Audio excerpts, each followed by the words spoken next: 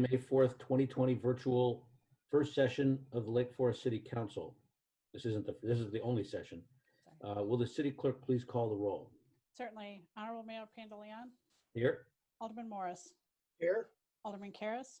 Here. Alderman Rummel. Here. Alderman Notes is entering. Alderman Preschlack. Here.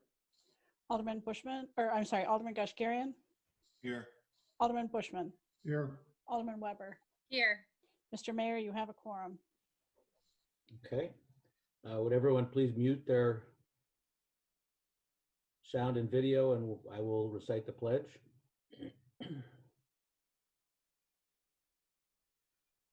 I pledge allegiance to the flag of the United States of America and to the republic for which it stands, one nation, under God, indivisible, with liberty and justice for all.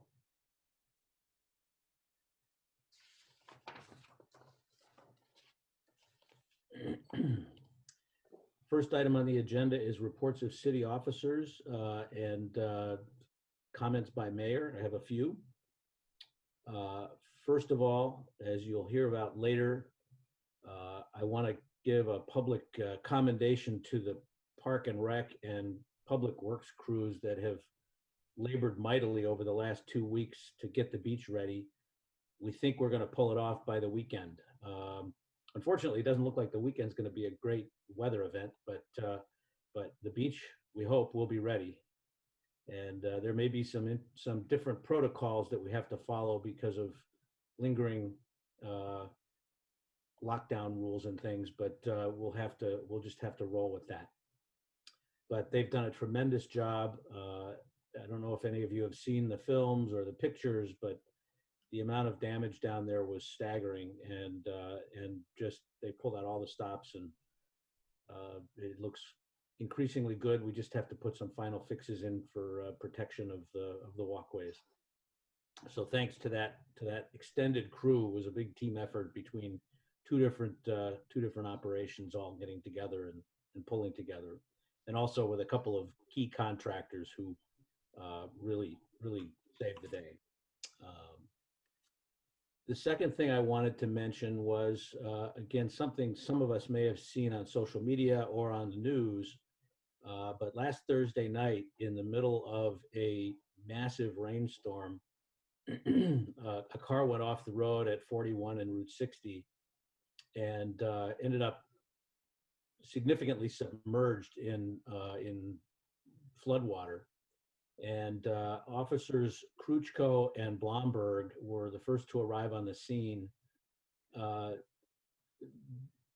unloaded as much equipment as they could, and literally dove into the car and pulled out a family that included an infant, probably saving all of them. So they are to be wildly commended for really heroic action. It was at about 3 o'clock in the morning, and in a pouring rain, and they continue to, our police and fire, but particularly these two officers, just made Lake Forest proud that night, and we all owe them our gratitude. So thank you, and there may be more to come on this. Another item that I wanted to just mention not in passing, but sort of maybe in lieu of something more formal, is, we've put together an effort to assist our local shops and restaurants who pay sales tax, but there's a whole nother quadrant or group of organizations in Lake Forest that are critical for our sort of ongoing character of our community, and those are our not-for-profits. And we stand ready to assist them as they get back in business. And I guess my message to our not-for-profit organizations is, as you come out of the lockdown and you start to plan events, and I'm sure there'll be a lot of really creative ideas that are brought forward, please let us know how we can help. We've always helped in the past, and we'll continue to help going forward. If that means some relief on fees, some relief on costs, we'll certainly consider all of those things. But we have every every intention to be as helpful as we can be to the not-for-profit organizations in town as they get back on their feet here. And then lastly, on our omnibus agenda tonight is an extension of the local state of emergency. And I just wanted to provide a little background on that because we've had some questions the last couple of weeks about where that, what that means and where that power comes from. You may recall we didn't implement that state of emergency right away because as we looked at our existing ordinances, our feeling was, this was myself and City Manager Wisha and City Attorney Tappendorf, looked at what powers we did have already, and it didn't really seem to be necessary from a point of view of providing the mayor adequate power to make critical decisions at critical moments. Most of that was already built into our ordinances with certain exceptions for unusual circumstances and so forth. But as we studied it more, we realized that in order to pursue FEMA grants and other forms of government assistance that may be available or may become available, it was a prerequisite for approval that we had declared a state of local emergency or local state of emergency. That was the primary driver. It also gave us some more flexibility in terms of deploying labor throughout the city staff. But the primary motivation was simply to establish the prerequisites for any state and federal funding that may be made available as we recover here. And so that's the background on that. And later on, this has to be renewed every 2 weeks. So we're going to keep doing this for the foreseeable future. So this will be on our consent agenda every meeting for the foreseeable future. But that's the rationale behind the local state of emergency. I guess lastly, I would just remind members of the public that you can provide public comment by calling into the following number. Later in the evening, we'll give everybody that opportunity. You don't need to call in now and sit on hold, but the number is 847-810-3643. And well, I think that number was posted on the cover page of our meeting as well. So we're looking forward to your comments. And then I also need to read off the 2019 and 2020 board and commission appointments. Actually, this is 2020 and 21 board and commission appointments and reappointments. I'm actually it's a very long list, so I'm only going to read off the new appointments and anybody who is already on these committees. This will be published, and there's no change there.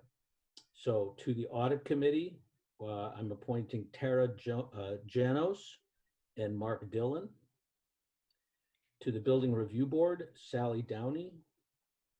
To the cemetery commission, Bob Thornburg and Rami Lopat.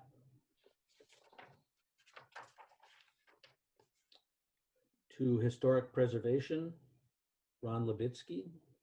To the legal committee, Joe Waldeck. To the Parks and Recreation Board, Mark Silver and Casey Spirito. To the Library Board, Brian Bertola.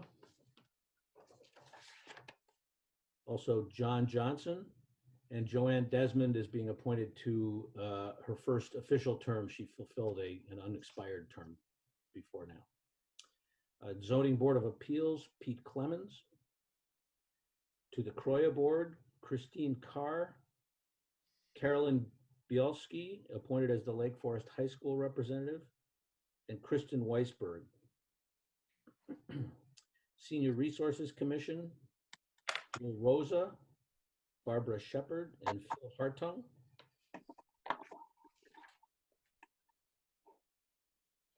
To the Public Service Award Committee, the Larry Temple Award Committee, Drew Beidler and Mike Edelman, and appointing Kathy Waldeck as the chair.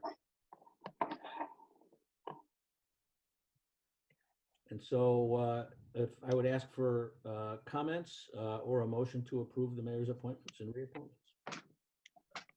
So moved. Second. Okay, roll call vote, please. Alderman Morris, Aye. Alderman Karas, Aye. Alderman Rummel, Aye. Alderman Notes, Aye. Alderman Preschlack, Aye. Alderman Gashgarian, Aye. Alderman Bushman, Aye. Alderman Weber. Aye. 8 yea, 0 nay, motion carried. Okay. The next item on the agenda is approval of a resolution of appreciation for retiring members of boards and commissions as follows. From the Audit Committee, Dean Stouter. From the Building Review Board, Frederick Moyer. From the Cemetery Commission, John Dick and Eileen Luby Weber. You know where Eileen ended up. Gorton Commission, Joe Waldeck. Historic Preservation Commission, Wells Wheeler. The Legal Committee, Tim Franzen. From the Library Board, Ron Levitsky and Todd Pook. The Parks and Recreation Board, Steve Reimer and Rich Adams. The Zoning Board of Appeals, Kevin Lewis. From the Croya Board, John Maher, Lake Forest High School rep, and Jennifer Karas. We know where she ended up too. And from the Public Service Award Committee, Maddie Dugan and Tom Swarthout. And finally, from the Senior Resources Commission, Sally Kelly and Carol Champ. Having been a veteran of several of these boards and commissions over the years, I know how much work it is and how seriously everybody takes these volunteer positions, and they do a lot of the heavy lifting that informs the city council's decisions, and also provide great support to services that are being delivered to people up and down the age spectrum throughout town. So thank you very much to all of you for all your contributions, and I'm sure we'll be finding other advantageous ways to utilize your talents in the future. Are there any comments? Okay, there being none, I entertain a motion to approve the resolution. So moved. Second. Okay, roll call vote, please. Alderman Morris, Aye. Alderman Karas, Aye. Alderman Rummel, Aye. Alderman Notes, Alderman Preschlack, Aye. Alderman Gashgarian, Aye. Alderman Bushman, Aye. Alderman Weber. Aye. 8 yea, 0 nay, motion also carries. The next item on the agenda is announcement of city council committee appointments. I've spoken to each of you individually, and so I think we'll just publish that list since everybody knows what they're doing now, rather than go through another complicated and lengthy grid of different assignments. So, but I'm excited about the new people that have joined us, Jennifer and Eileen, and the contributions you're going to make on the various committees you've been appointed to, and we've moved a number of people around, so it's going to be a learning curve for just about everybody. But thank you, and I'm sure this is going to work out great. And that's the end of my comments. The next item on the agenda is comments by city manager. Great. Thank you, Mayor, and good evening, members of City Council. I have two items for you tonight. First, as you recall, at the April 20th Finance Committee meeting, the City Council requested monthly updates on how the COVID-19 pandemic was affecting the city's budget and overall fiscal health. So in that vein, I've asked Finance Director Elizabeth Holub to prepare a presentation tonight to review the budgetary assumptions that were made on account of the adverse impacts of the pandemic, and also to review the few updates that we have available this evening. And I would note that the impact on revenues is still largely unknown due to the lag in disbursements for state shared revenues. And I know Elizabeth will cover that in a little bit greater detail. I did want to say that in future city council meetings, as we have more meaningful data, we'll focus these presentations on a more high level, highlighting of the most volatile and impacted revenue sources and discussing any material variances between budgeted forecasts and actual collections. I would finally also note that I've asked Elizabeth to highlight in her presentation tonight some temporary personnel savings that have resulted from freezing vacant positions I would just make the council aware that while this was the prudent course of action given adjustments to our service model during the governor's stay-at-home order, it has impacted the volume of field work that we've been able to complete. And so as we hopefully advance to new phases of the governor's recovery plan, we'll continue to assess staffing to balance the financial pressures while also ensuring that we continue to meet the high service level expectations of the community. And so with that, I'll be happy to turn it over to Elizabeth. Thank you very much. Can everyone see the slides? Yeah. Really? Yes. Yes. Yep, looks good. Yep. Yep. Okay, so to jump right in, just at a summary level, as Manager Wisha noted, we are seeing unprecedented impacts on economies from local to global, and don't really know at this point the full extent of those impacts or the duration of them. So as of May 15th, we know that non-essential services are closed to May 30th. And of course, all K through 12 education will remain closed for the remainder of the school year. New since April 20th is the governor's plan for Restore Illinois, a phased approach to reopening. This slide is just a repeat from April 20th, but it does provide kind of the nice overview. The positives for the city is that the city has very good cash flow. There are no liquidity concerns. And so there are ample funds available to pay expenses. Another positive is that the city council has been very proactive over the recent years to build reserves in the general fund and other reserves. So there are sufficient funds to weather this storm and get the city through the immediate impacts.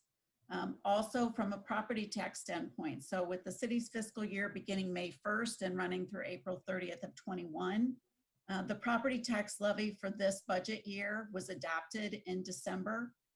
And so that property tax level is confirmed and will stay the same, so there will not be any property tax impacts to the city's fiscal year 21 budget. Some of the challenges, of course, are lost and deferred revenue, which we'll talk about in more detail in this presentation. The unknown timeline of the impact and recovery. Fiscal year 21 budget approval did have to be modified. So although you adopted the annual budget on May 4th, this evening we'll bring the comprehensive fiscal plan, which has essentially been largely updated and revised since the March 12th operating budget workshop. And we watch closely the state of Illinois' finances because they were already poor.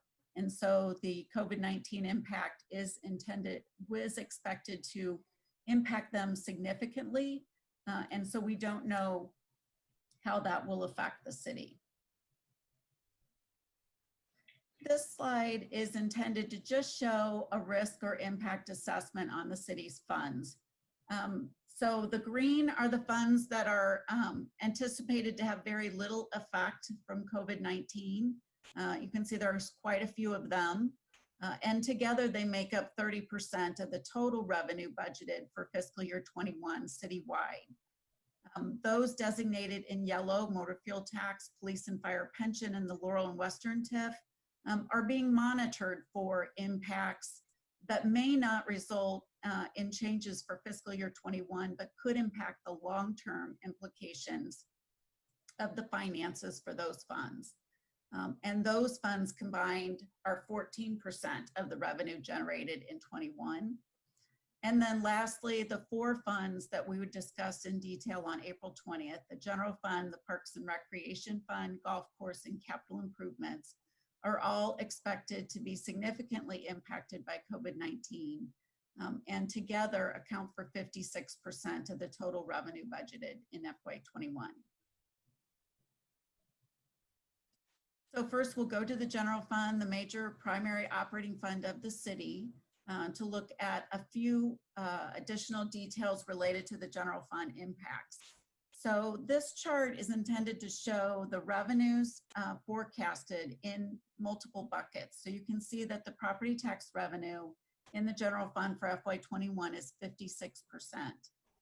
As noted, we do not anticipate an impact in FY21. I would note that you probably saw last week that Lake County did allow for impacted residents, property taxpayers, to pay their property taxes this year over 4 installments instead of 2. There is an application and review process for taxpayers who would like to avail themselves of that opportunity. And so it's possible that some of the property tax collections would be deferred, but we would anticipate all of the property tax revenue being received in FY21. Long term, we're looking closely at the potential impact on the pension levies, but again, it would not affect the general fund budget in FY21. We do anticipate sales tax declines and income tax declines. You can see on the chart that sales tax represents 4% of the budgeted revenue and income tax 3% of the budgeted revenue for FY21.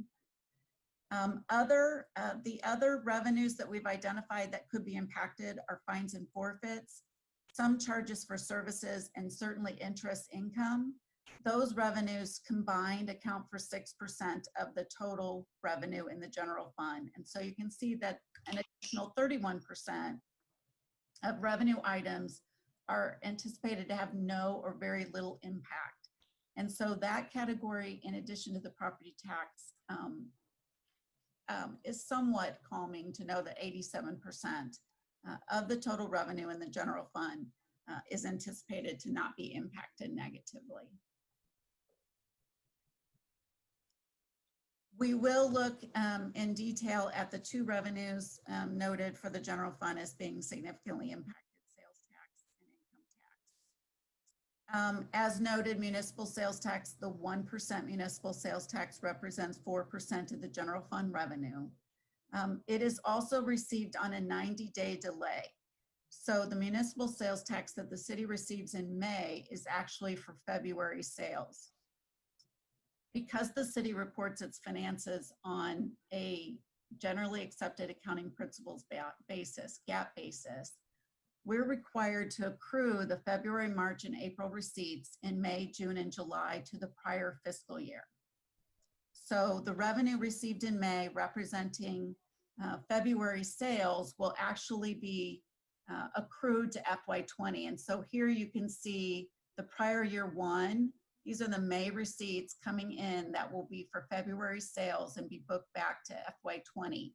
So you're seeing here a comparison of February sales last year compared to February sales this year. Of course, that month predated the COVID-19 declaration and closure of facilities and businesses. And so we did not anticipate a significant impact. And you can see it's comparable to last year. Next month, we'll begin to see the impacts. March, approximately 1/3 of March would have been impacted. And then April, so receipts we receive in July will reflect the first full month under the COVID-19 pandemic and emergency orders by Governor Pritzker. Income tax is delayed, but not as delayed as the sales tax. So you can see income tax is 3% of the total budgeted revenue. The May receipts we're receiving relate to March income tax. And so that would have been a month that was partially impacted by COVID-19. And so what you see here, we only book back 1 month. So this will be the final month shown as FY20 revenue. And you can see in yellow, the May receipts this year for March income taxes were significantly below the amount received the year before. And then the dark blue shows the actual receipts 2 years ago. So you can see that March is traditionally pretty inconsistent, but there is a significant noted decrease between March of 19 and March of 20.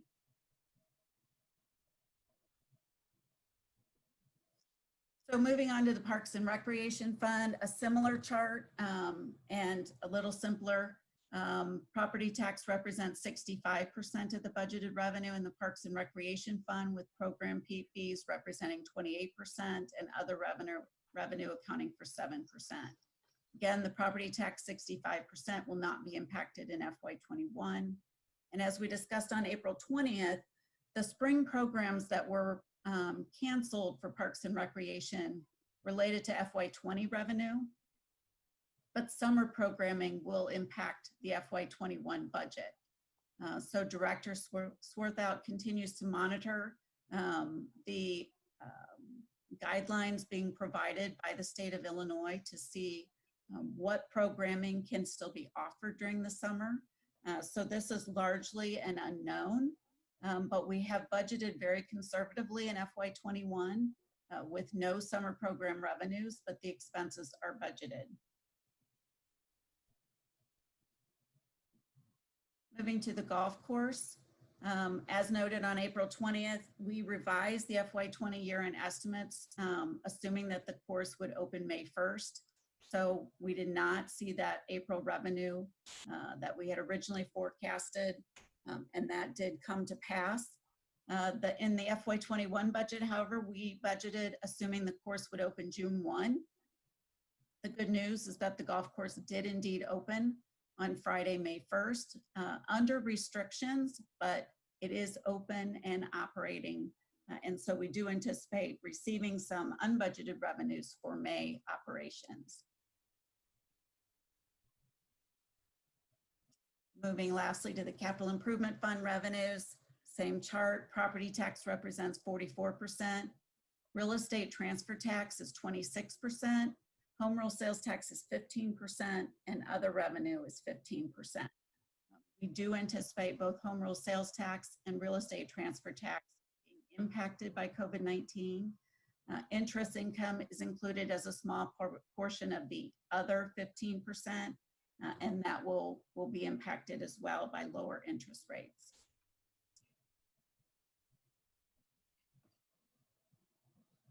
Just an overview on other funds. All funds will see lower interest income than they did in FY20 because of the low interest rates.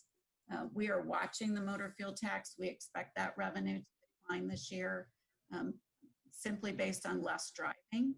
And so we'll monitor that from month to month. The good news is that there are sufficient reserves in the motor fuel tax fund to have proceeded with the street resurfacing budgeted in FY21, and that contract has been awarded by the City Council. And that we'll also look at impacts for state shared revenue related to motor fuel tax, specifically with the Rebuild Illinois. The governor's plan had anticipated 6 payments over 3 years to municipalities for additional infrastructure improvements. And so we will monitor whether or not that is altered by the state's financial condition post-COVID-19. The cemetery fund will see investment losses in FY20, and that will affect their reserves, but will not impact operations. In the fire and police pension funds, those investment losses in FY20 would begin to impact the city in their budget in FY22. So once we have those final results in FY20, we'll begin the actuarial evaluation, and by July, we'll be able to share with the City Council what that impact's going to be. As Manager Wishen noted, we've provided here just some information related to expense considerations on personnel.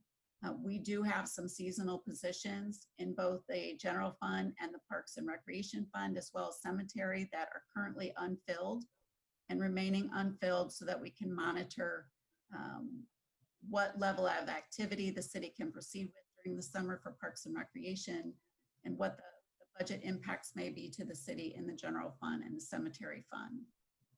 We also have a few full-time positions opening up. We have a vacant police officer position now, and a police records clerk position will be open at the end of the month. So those are vacant at the current time. And we have an IT contractor position that was vacated earlier in the year, and that has been held open and will likely remain vacant until at least city offices are reopened. So there will be some salary and benefit savings as a result of these.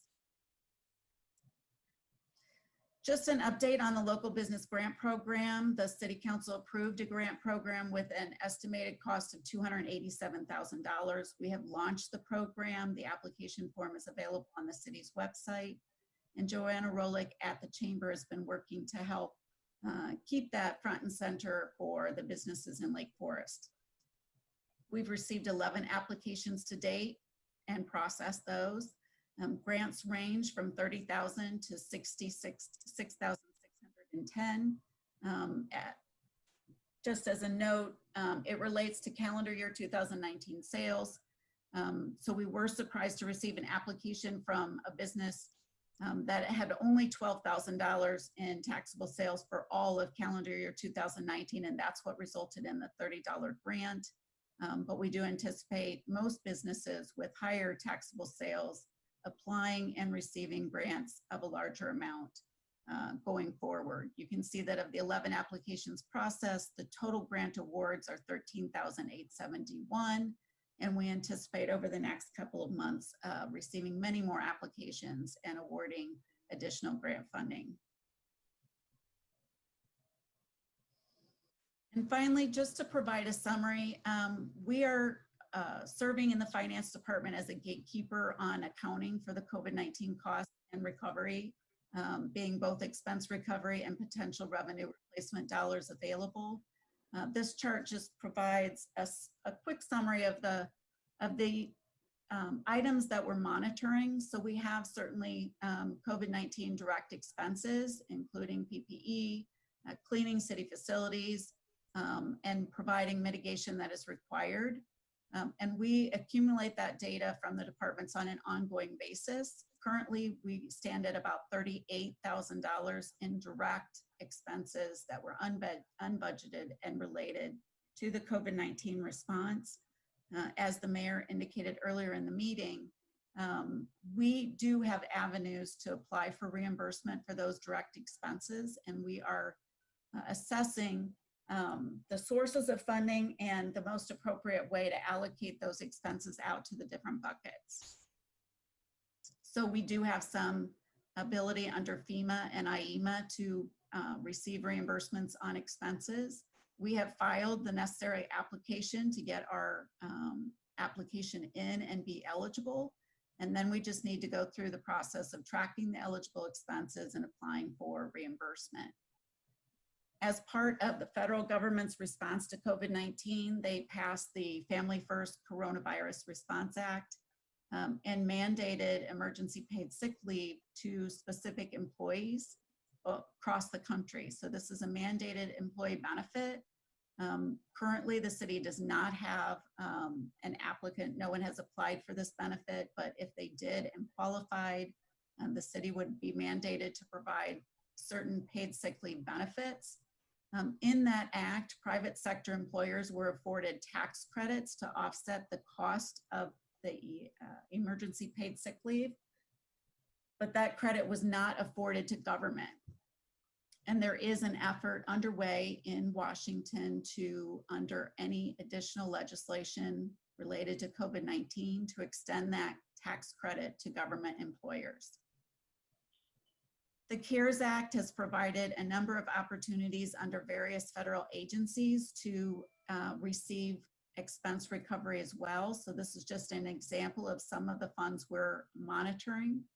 There was an opportunity for EMS providers to get some expense recovery back from the Health and Human Services Department.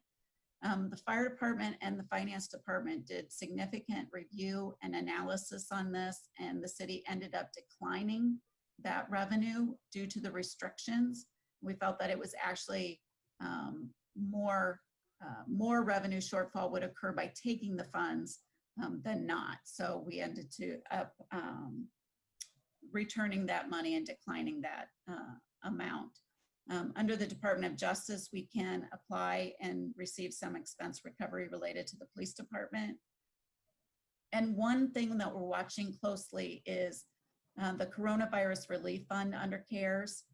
Lake County was allocated $122 million under that program as a county that had population of over $500,000. Lake County has formed a committee to determine how they will allocate those $122 million. There may be an opportunity for government partners, such as smaller municipalities, to receive some funding from that allocation. The city is a member of the Intergovernmental Risk Management Agency. IRMA has afforded up to $2,500 per IRMA member for cost reimbursement on PPE that is purchased, so we will be applying for that. Rebuild Illinois has announced just last week a fast track grant program allocating $25 million to certain eligible projects. Included on your agenda this evening is approval that will allow the city to submit an application to that program. And we're following the HEROES Act. So the House passed this on Friday. It is $3 trillion in additional COVID-19 stimulus, and that has been transferred to the Senate. It's not approved, but we are certainly watching that closely. That concludes the update for this evening, and I'll be happy to answer any questions. Elizabeth, the only thing that I would say is I just want people who may be watching to know that application to pay your property tax in 4 installments is not subject to a review process. I think the initial discussions might have been along that line, but what Lake County actually passed was that any taxpayer, be you an individual or a business, can opt to pay in 4 installments, is my understanding. So they don't require the application. That was not. I don't believe so, and there's no, no particular review process. I think that everyone is eligible for it. Okay. I would encourage everyone to just look at the Lake County website then and Right. review that program as approved last week. Thank you. Alderman Bushman? Director Holub, in that last slide that you shared with us that reflects different programs that we have out there for recoveries or recovery opportunities, and thinking that things may get more complex in that area, are you comfortable that we are able to stay on top of this, to monitor it, and to take advantage of those opportunities as they come forth? I think we are. I think that all the executive staff are working together to understand the potential in their specific area. We are also in close communication with the Lake County Municipal League, and they're providing regular updates. We have typically a city representative on most, if not all, Wednesday updates from the White House. So that updates us on the federal level. And I participate every Friday on a call with the Government Finance Officers Association, also intended to keep us updated on changes at the federal level. So I think we have a lot of avenues to stay on top of this and be aware of opportunities for the city. So I do feel very comfortable. Good. Other questions or comments? Okay. Thank you, I just have Elizabeth. a comment, Mr. Mayor. I just have a quick comment. Thank you, Elizabeth. Really appreciate your leadership through this tough time. There's a lot of moving parts to our budget and to all the programs that you laid out. So I just really appreciate all the hard work and your department's hard work on this. And so just thanks a lot, and just really appreciate all the effort. Thank you. Okay. Thanks, everyone. Thank you very much, Elizabeth, for the presentation. And next, I have asked Assistant City Manager Mike Strong to provide a presentation on the request on tonight's agenda to approve a comprehensive redesign of the city's website. While this project was identified last fall as a high priority, I think it's fair to say its value and urgency has only been magnified during the current pandemic. It's more apparent than ever to have the value in having a user-friendly platform to store and share information with the public and to allow for customer self-service and electronic transaction service processing.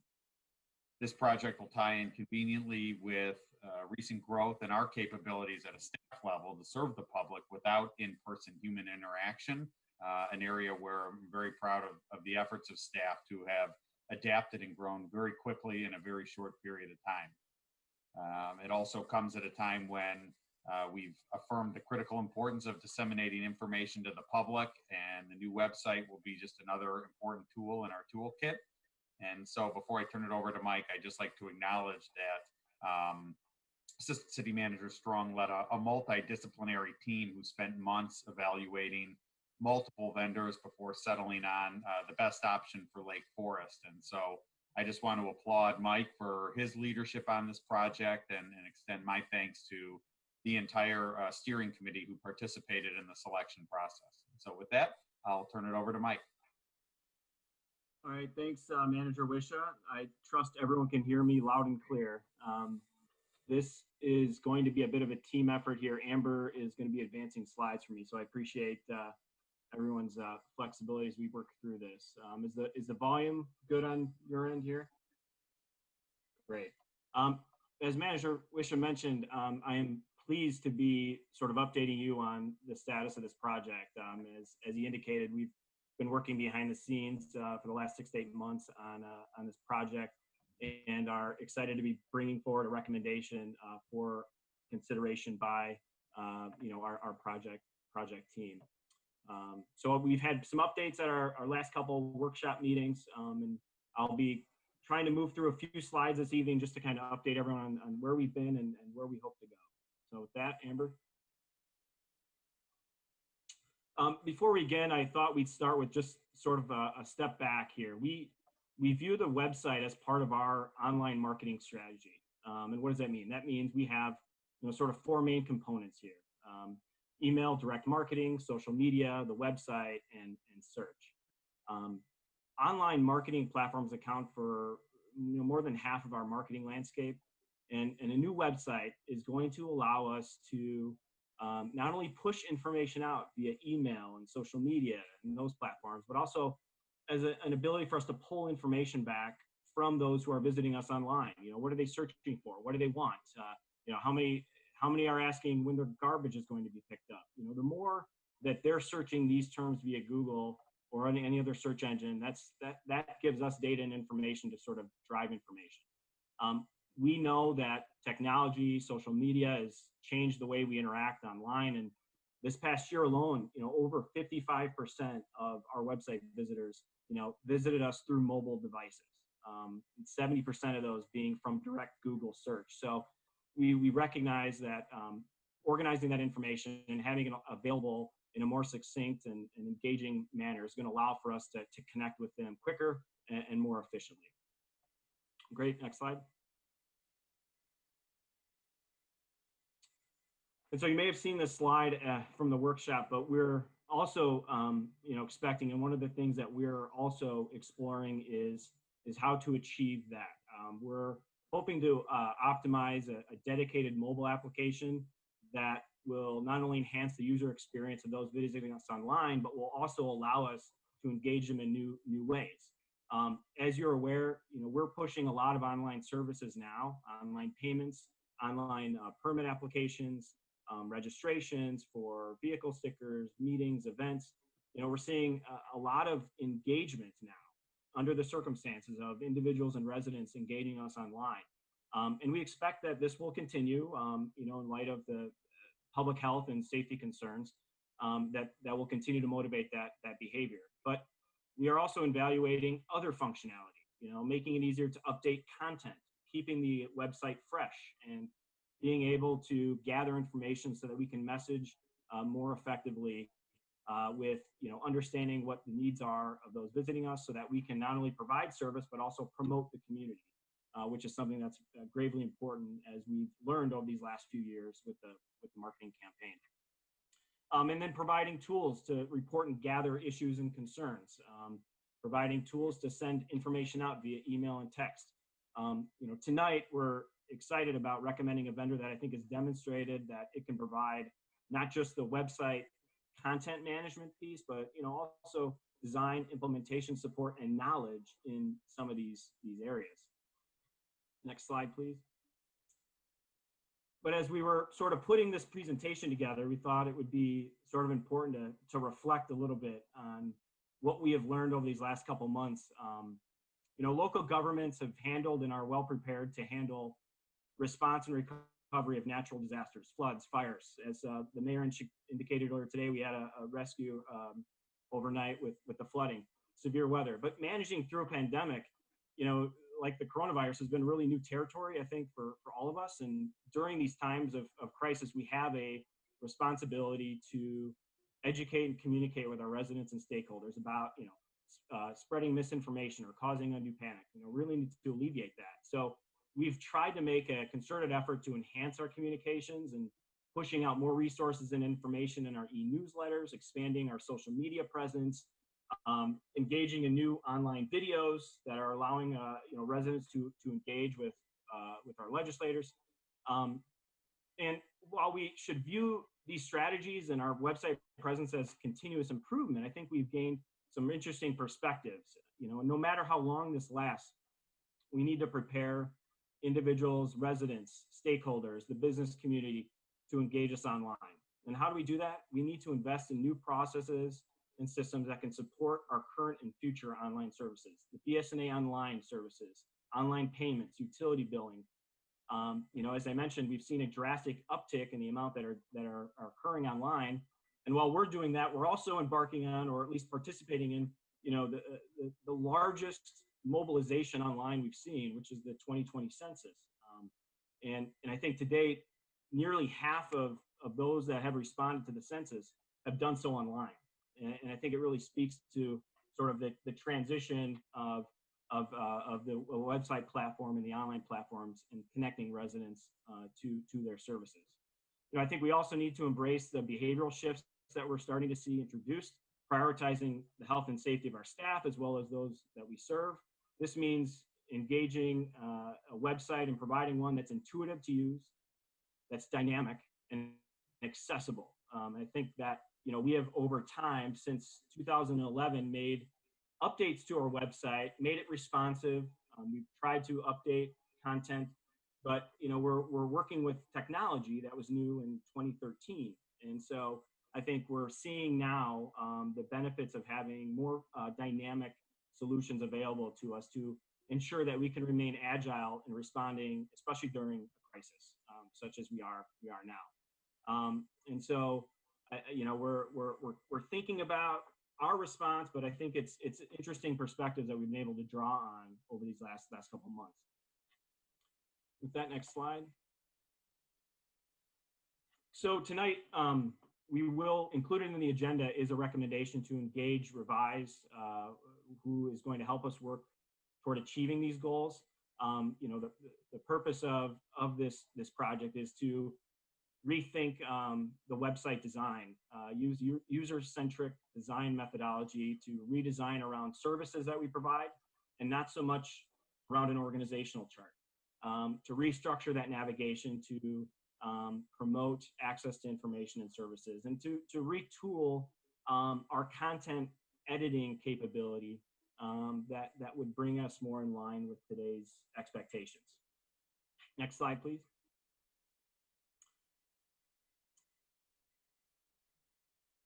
And so as Manager Wisha mentioned, we did have a project team. They've been meeting since October of last year. We utilized a competitive RFP process to solicit a request for proposals, to solicit interest from vendors. We received over 10 proposals, as was indicated, and we narrowed that to 4 vendors. We held demonstrations with these 4 vendors on the first column here: Revise, Civic Plus, Granicus, and Jesse James Creative. And we pursued evaluation criteria for not just the proposal, but also their demonstration.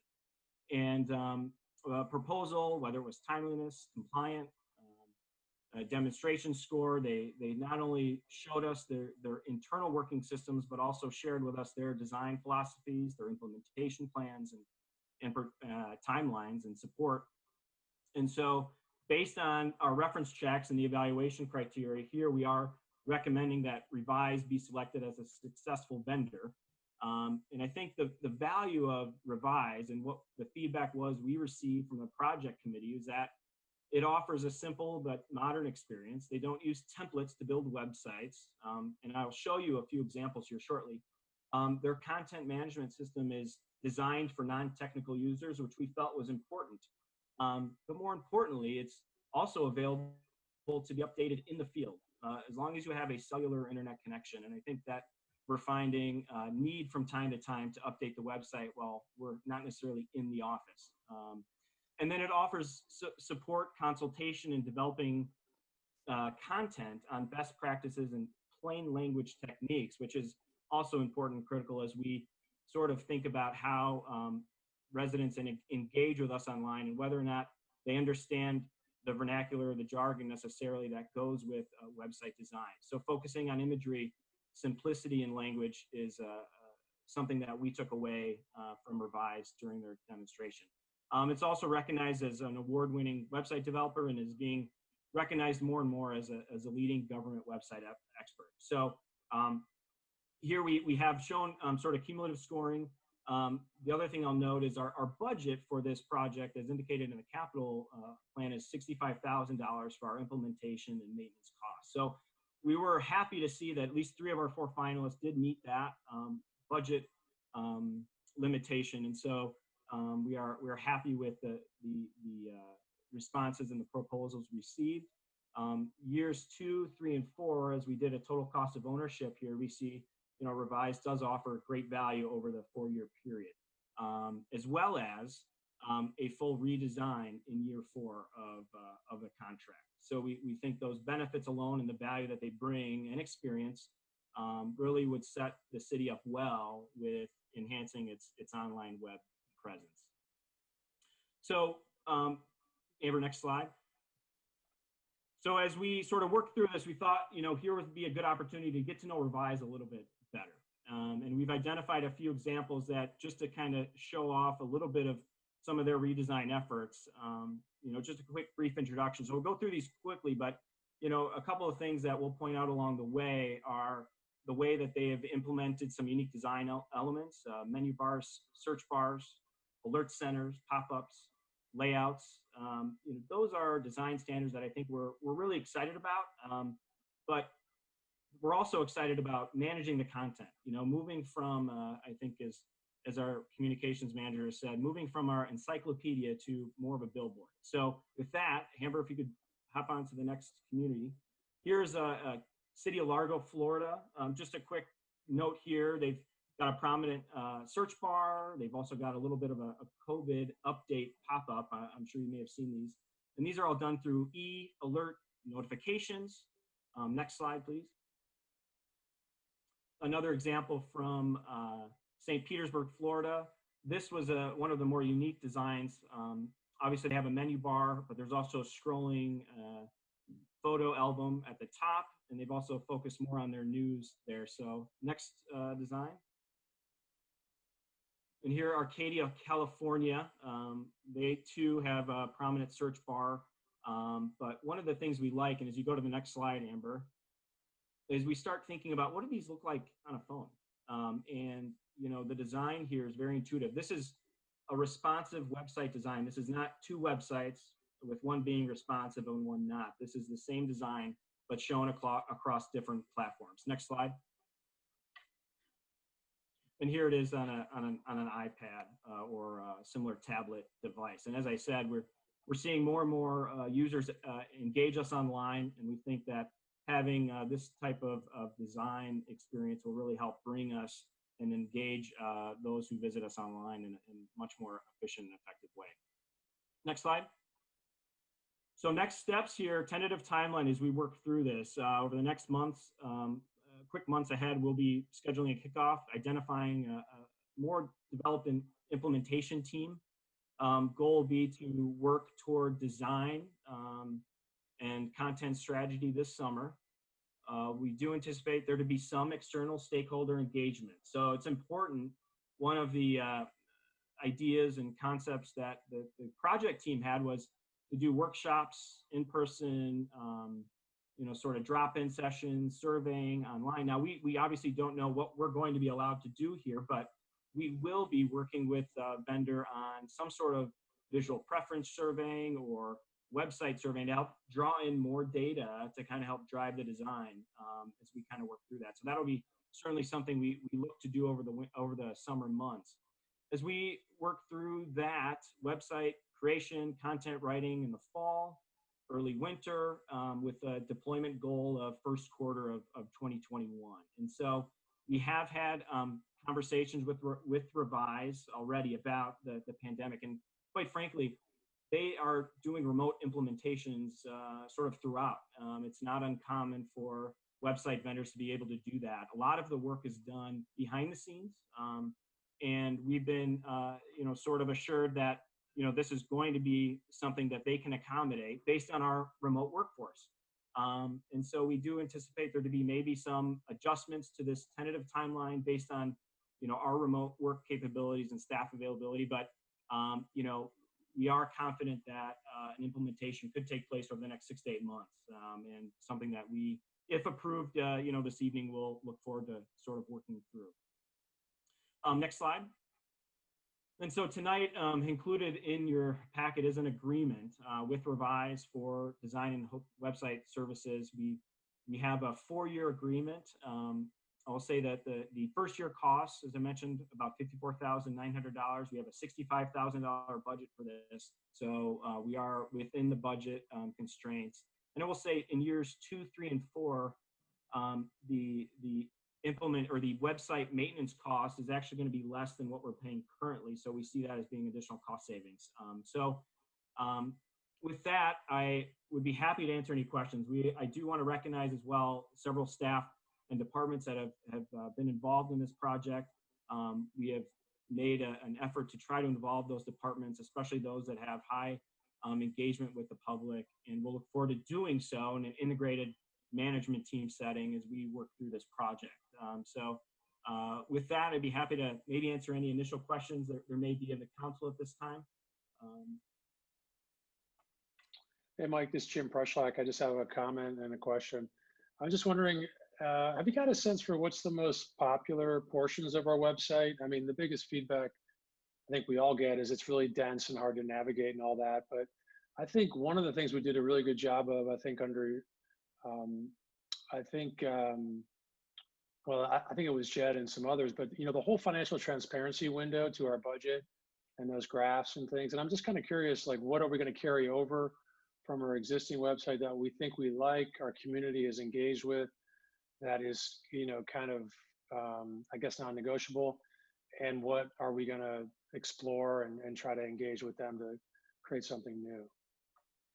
Yeah, good question. We did have them walk through, all 4 vendors, I should say, during the demonstrations, what their content strategy process was going to entail. And so we will be providing them access to our Google Analytics platform that provides a lot of data on, what are the most popular pages, what information are our individuals trying to access. To answer your first question, a majority of interest is with the Wildlife Discovery Center, the Parks and Rec pages. They do drive a lot of traffic generally. We also have high interest in the police blotter, as you might imagine. So, I mean, those are a couple of the popular pages that we see high traffic on. But what has been described to us is they will take the analytics data and they will come back with a recommendation of, 200, 300, 400 pages that they feel, should be, sort of kept or carried forward.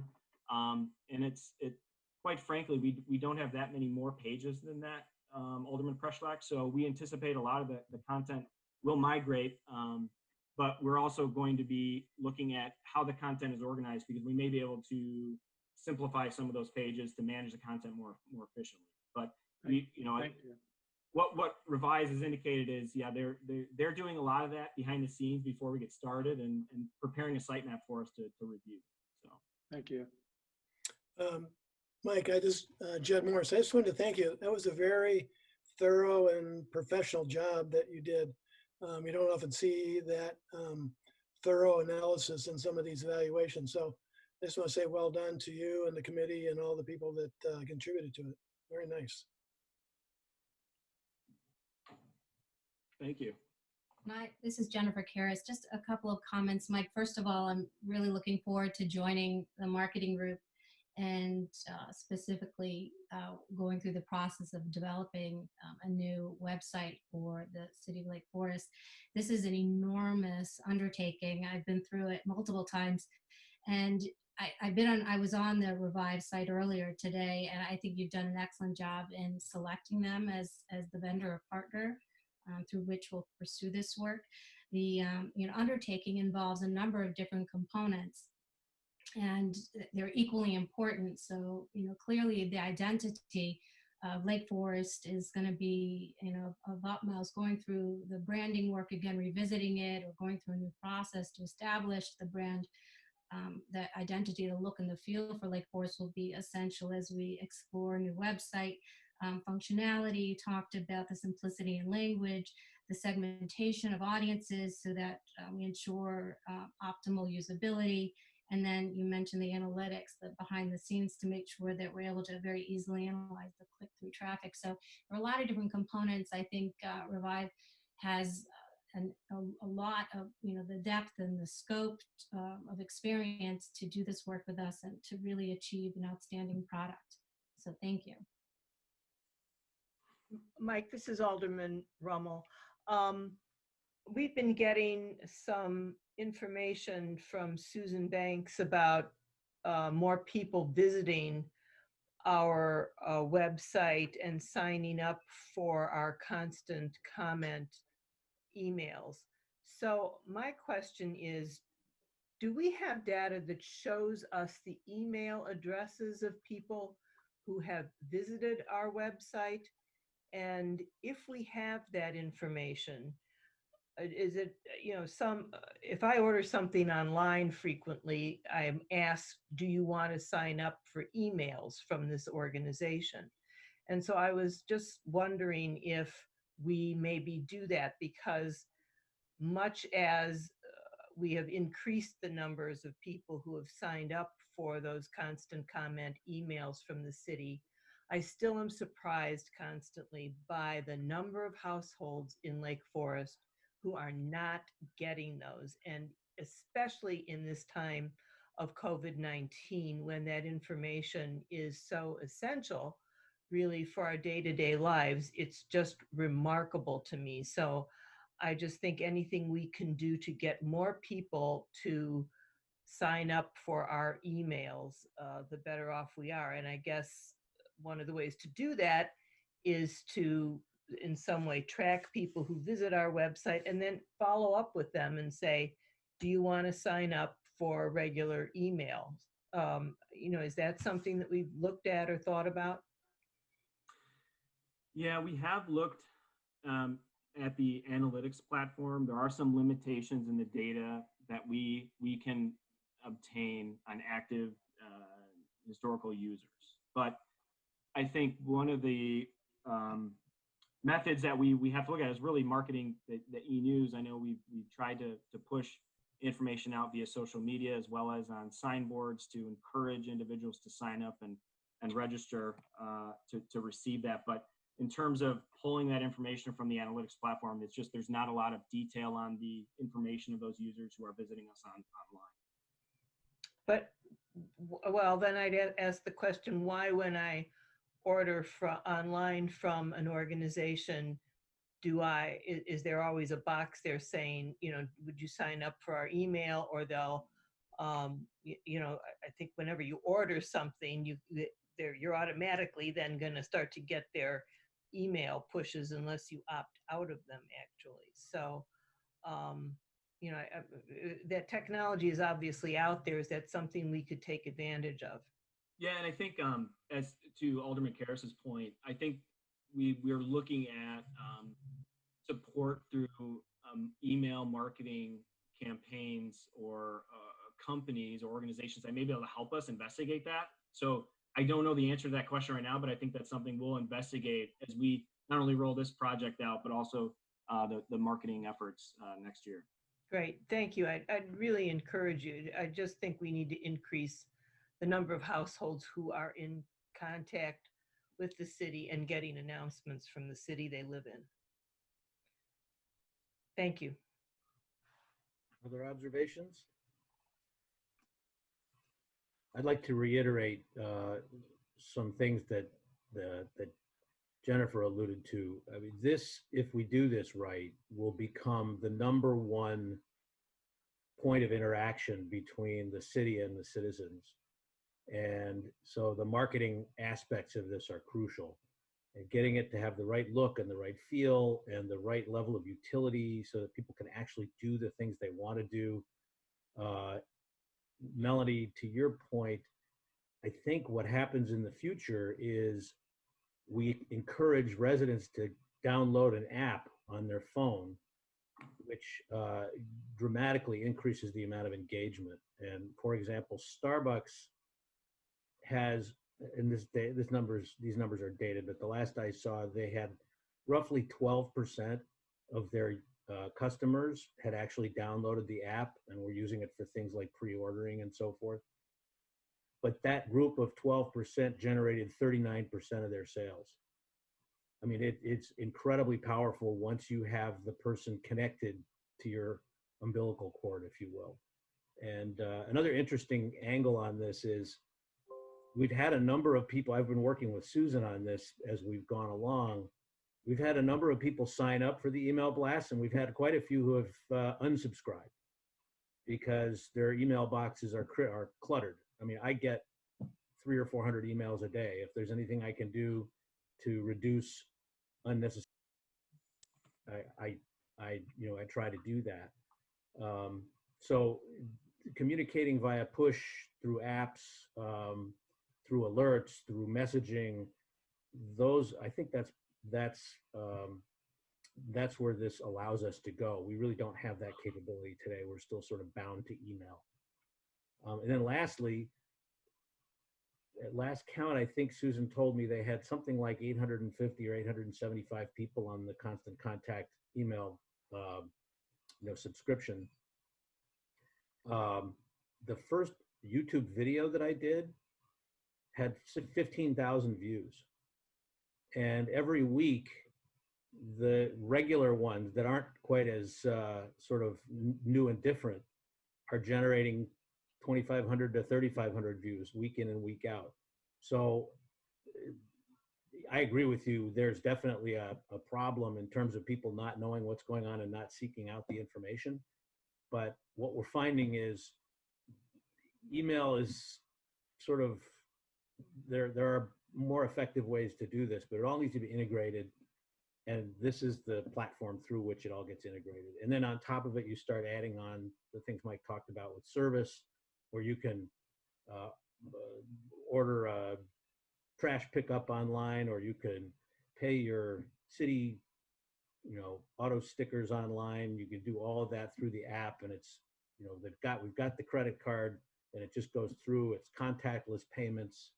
I mean, that's just where the technology is taking us, and I think this is absolutely crucial element of ultimately of our marketing strategy.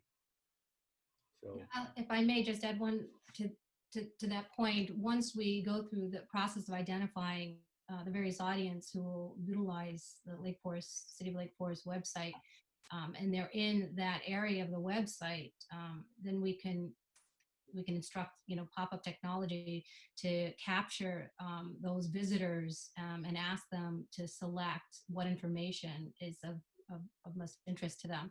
So you can put them on various lists, and then you can push out that, those whatever that, whatever it's a communication of an e-letter, an email, or some kind of an e-letter to them. So that's why the segmentation is such an important part of developing a new website.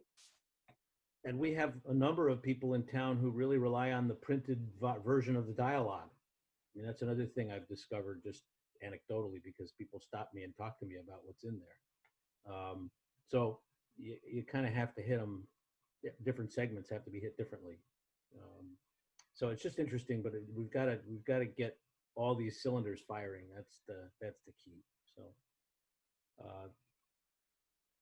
any last comments, Jason?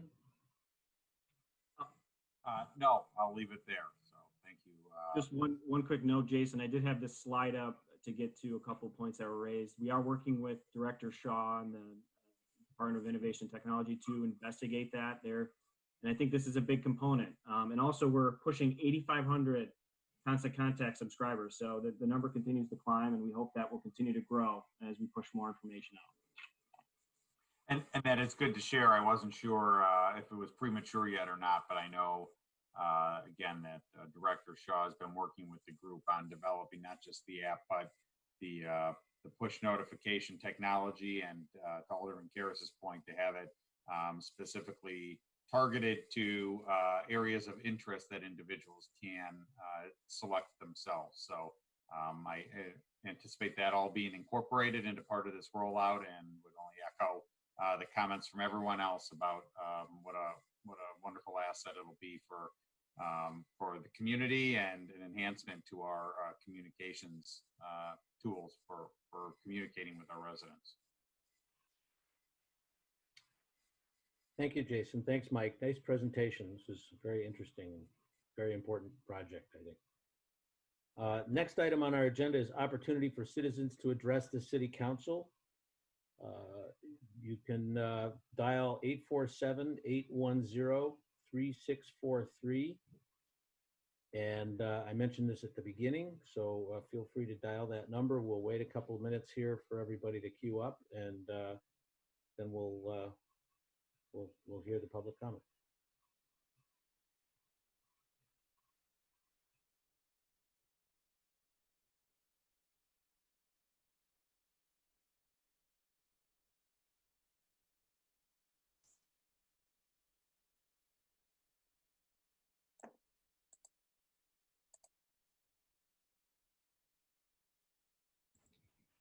There are no callers at this time. Thank you, Amber. Next item on the agenda is committee reports. First item is approval of the comprehensive fiscal plan for fiscal year 2021. This will be presented by Alderman Jed Morris, Finance Committee Chair, and Elizabeth Holub, Finance Director. Well, very good. So welcome to everybody. This is a special warm welcome to our Alderman Karas and Alderman Weber. I'm sure you'll grow to love these budgetary sessions. This one's been particularly long and arduous, but I know you'll be looking forward to these. So tonight is the final review of the 2021 budget process. It started out, as everyone knows, back in the beginning of the year in January and February, which was supposed to be a pretty normal budgetary process. But as the months rolled on and the pandemic grew, it became quite a different budgetary process. And I just want to thank the city manager and Director Holub and all the department heads for the efforts that they went through to try and anticipate the impact that this would have on the budget. It's a lot of work. And also looking at contingency plans that they could put in place if some of these hits to the budget actually happened. So they've done a lot of work. And I'm going to turn this over to Director Holub to go through a slide presentation just to summarize where we're at in the final approval of this process. So Director Holub. Okay, thank you very much, Chairman Morris. And I'm glad we got the slide issue. I apologize for the view issue on the COVID-19 presentation. Gosh, it's hardly seems possible that over a year ago we started the budget process and started looking at a plan to change the presentation of the financial information in the budget book. So why do we call this a comprehensive fiscal plan? Because it contains a lot more than the annual budget that the council approved on May 4th. We have a number of different documents in the comprehensive fiscal plan document that's before you this evening. We incorporate the 5-year strategic plan summary, long-term forecasts, core elective service, the 5-year capital improvement program. A lot of different financial related information is included within this very important document that's developed each year. And last summer, the conversation was about how to better integrate the various pieces and create a link and a tie to them that made sense. So, and then we also had a goal to do performance measures. So we ended up with this graphic, and really the financial operations of the city are cyclical and ongoing. And we start out kind of on the left top side with the strategic plan, reviewing the 5-year capital improvement program, developing the initial financial forecasts, and bringing to the finance committee in October any updates or affirmation of the city council fiscal policy. And then we move into a phase where we're looking at organizational goals. We're looking at department objectives, what departments would like to accomplish in the next fiscal year. And this is where we really felt we wanted to enhance the document with performance measures. That's been a goal for the city the last few years. We then take that information and we look at service levels, and we look at the core elective service analysis, what services are being provided, whether or not those need to change or are recommended to change, and what the allocation of personnel is required to provide those service levels. And then we get into the actual process of developing the annual budget, calculating the revenues, and allocating those revenues to the various expense line items to accomplish the goals. Once we've done that, we essentially come back to the long-term planning and revise and finalize the CIP, develop the final financial forecasts, and then we move on through the cycle. This is a graphic of our timeline, and you can see again kind of that progression of the financials kind of running through the fiscal year and then beginning over again. So we're here at the beginning of May. We are closing out the fiscal year. We spend the summer closing out the prior fiscal year and preparing for the audit. We also look at any impacts that the end of year results will have on the upcoming year. In the fall, we come back and with the council set the budget calendar and again review the fiscal policy, which really is the benchmark on which we develop the annual budget and all the components of the comprehensive fiscal plan. In the fall, we prepare updates for the capital improvement program. We review the tax levy, the fee schedule, and bring all of that back for the committee to consider at the November workshop. By December, we have the fee schedule and the tax levy approved, and we begin to establish target budgets. We use a target methodology here where each department has a target to link to the revenue estimates for the upcoming year. And they prepare their budgets in relation to the targets they're provided. And then in January and February, that work at the staff level is really focused on preparing the detail of the annual budget in anticipation of the City Council Finance Committee reviewing that in March. Ironic, we on March 12th reviewed the proposed fiscal year 21 budget, and within just a couple of days, were brought to a screeching halt by closure of city facilities and understanding that the COVID-19 was going to have a significant impact on the city as well as the nation and the entire world. So shortly after the March 12th workshop, staff kind of went back and reassessed the impacts in anticipation of the April 20th Finance Committee meeting in order to review what those impacts were and potential changes to the fiscal year 21 budget. Thank you very much for your help and allowing the delay so that we could come back on May 4th just with the annual budget revisions for approval. And now we've gone back and made the more universal changes to the comprehensive fiscal plan for your review and approval this evening. So looking first at some of the enhancements that we talked about doing, we created icons for the strategic plan. So there are 6 areas in the city's strategic plan. You can see them listed here. We developed icons and explanations for those, and then visually use these icons throughout the entire document to link the various components of the comprehensive fiscal plan to the city's strategic plan. We provide strategic plan highlights for things that were accomplished in fiscal year 20. So you can see different key accomplishments in FY20 by strategic plan category, and similarly identify strategic plan priorities and initiatives for the upcoming year.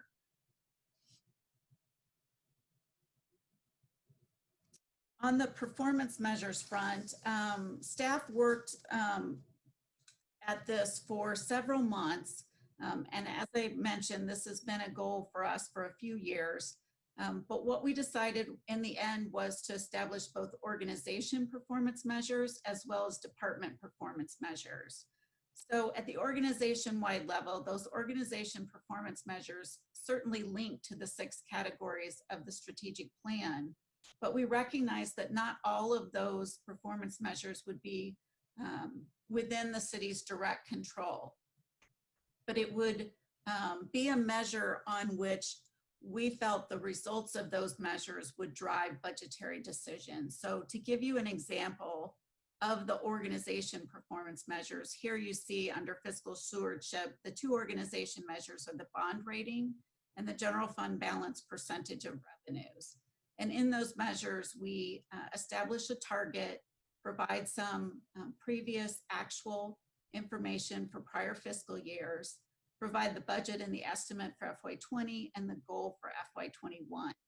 And then we include some important note information just to provide some additional narrative related to the organizational performance measures. And on March 12th, we reviewed all the organizational performance measures with the City Council, and those are reflected in the document for your approval this evening. The department performance measures are a little different. What we were looking is focusing on performance measures that were more quantitative than qualitative. So would talk about how a department was performing rather than what they were actually doing. And so we worked through that with each department, and each department within their narratives identified their department performance measures more within the control of a particular department so that they could have initiatives from year to year that would address the results of the performance measures. And so here you can see the Parks and Recreation department measures and then identified within the divisions of the department.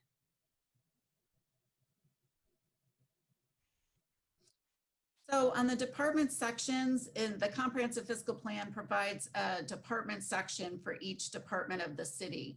We had made some significant changes in these sections this year to enhance the document. So this first screen shows the overall narrative that you will see for each department. They include a mission statement and vision statement. They include FY20 highlights and FY20 initiatives and programs. And you can see where they have a strategic plan link. We've included that icon. So visually you can see right away what items relate specifically to the strategic plan and which area of the strategic plan. If there are any significant notes, we've included that in the narrative, but then you can see the performance measures at the end of the narrative. We also went through a process this year of updating all of the organization charts for each department. Some of them were functional and some of them were position related. So we went back and did them this year, all position related, so that they were consistent from department to department. And we updated the look of the organization chart. We still provide, as we have the last few years, information on personnel in each department. We show the full-time staff allocated in functional areas, and we provide a significant 10 to, I think we're actually up to 12 years, history on the number of full-time personnel by department. Also similar to what we've done the last few years is we provide an overview of the department's budget. At the top, that pie chart is more the object of, so salaries, benefits, supplies. You can see how their total budget allocates in the different categories. You can see the change between the FY20 amended and the FY21 budget overall. And then you can see within a department, the different divisions budgeted, and you can see the percentage change with any notations on significant variances, plus or minus.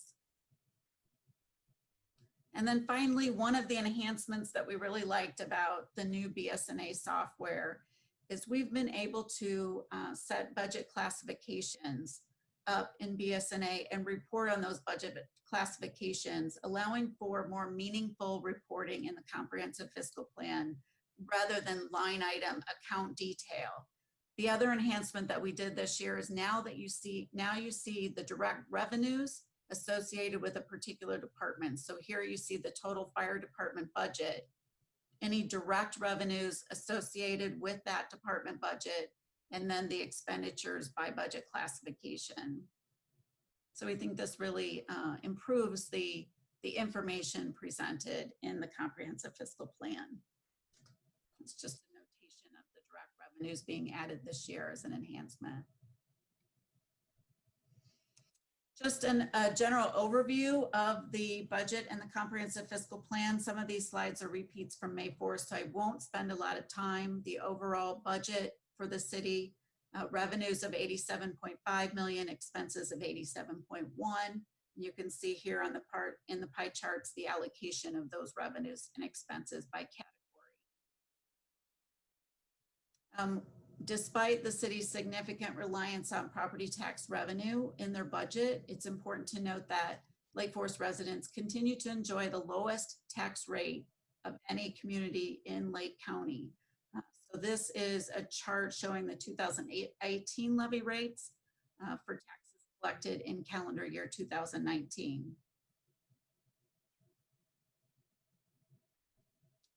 This FY21 budget by fund shows revenues and expenses for each of the individual funds. The city maintains 33 separate funds that are accounted for under Governmental Accounting Standards Board rules to show that designated revenues are used and expended on their intended purpose. And so we have to allocate those specific revenues out by individual funds and account for them. The importance of this chart is you can see how a particular fund's revenues and expenses relate to the citywide budget as a whole. And you can see that most of the city's activities and personnel are accounted for in the general fund. This just displays a very high level overview of both the FY20 year-end estimates, revenues and expenses by fund, as well as the FY21 budget for revenue and expense, but it also adds the fund balance reserves. So where those reserves began in May of 19, where we anticipate them to stand on April 30th, 2020, after we closed out the year and accrued all revenues and expenses, and then what the budget forecasts those fund balance reserves to be at the end of fiscal year 21. As we discussed on May 4th, both Park and Recreation and the Deer Path Golf Course funds show currently projected fund deficits for FY21 due to the conservative nature we opted to take in the budget for those programs. So we did not budget summer. We budgeted summer revenues very conservatively in Parks and Recreation case, assuming no summer programming. But we did include the expenses so that we could be responsive to all the restrictions and guidelines provided by the state and bring those programs on as quickly as possible if the governor allowed that to occur. So as we've already discussed, Deer Path Golf Course did open up on May 1st. That revenue estimate in the budget assumed we did not open until June 1st. So we do anticipate additional revenue coming in compared to what was budgeted. Looking at the general fund specifically, the largest operating fund for the city, projected revenue at $35.9 million. As we noted in the earlier presentation, much of that, more than 50%, comes from property tax revenues, which will not be impacted this year by the COVID-19. Similar chart on the general fund expenses at $35.9 million. And as we discuss every year, a large majority of the general fund expenses, 74.3%, are related to personnel. being either salaries and wages or employee benefits. So this fund budget is largely driven by those personnel cost increases each year. This chart simply shows expenses by department, looking at both the general fund budget and the citywide budget at a department level rather than based on category of expense. The fiscal year 21 budget does include capital asset investments of $10 million. We reviewed this on May 4th, talked about some of the more significant projects listed here, and noted that the Borough Oak Storm Sewer project of $4.3 million was deferred. It was originally scheduled for FY21, but has been deferred to FY22. So that is what's reflected in the 5-year capital improvement program within the fiscal plan. We do general fund balance forecasting for most of the funds, all of the major funds of the city. This is the 5-year forecast for the general fund. Just noted here in yellow, the anticipated operating surplus in the general fund budget of $3.6 million is projected. $3 million of that has been allocated by the city council, $2 million to be transferred to the capital improvement fund, $500,000 set aside for local stimulus programs, a portion of which has already been allocated through the local business grant program, and then another $500,000 that will remain in the general fund for now, but would be available as transfers to other impacted funds, such as the Park and Recreation Fund or the Deer Path Golf Course Fund in FY21, once we have a better understanding of the revenues and expenses that will be incurred over the summer.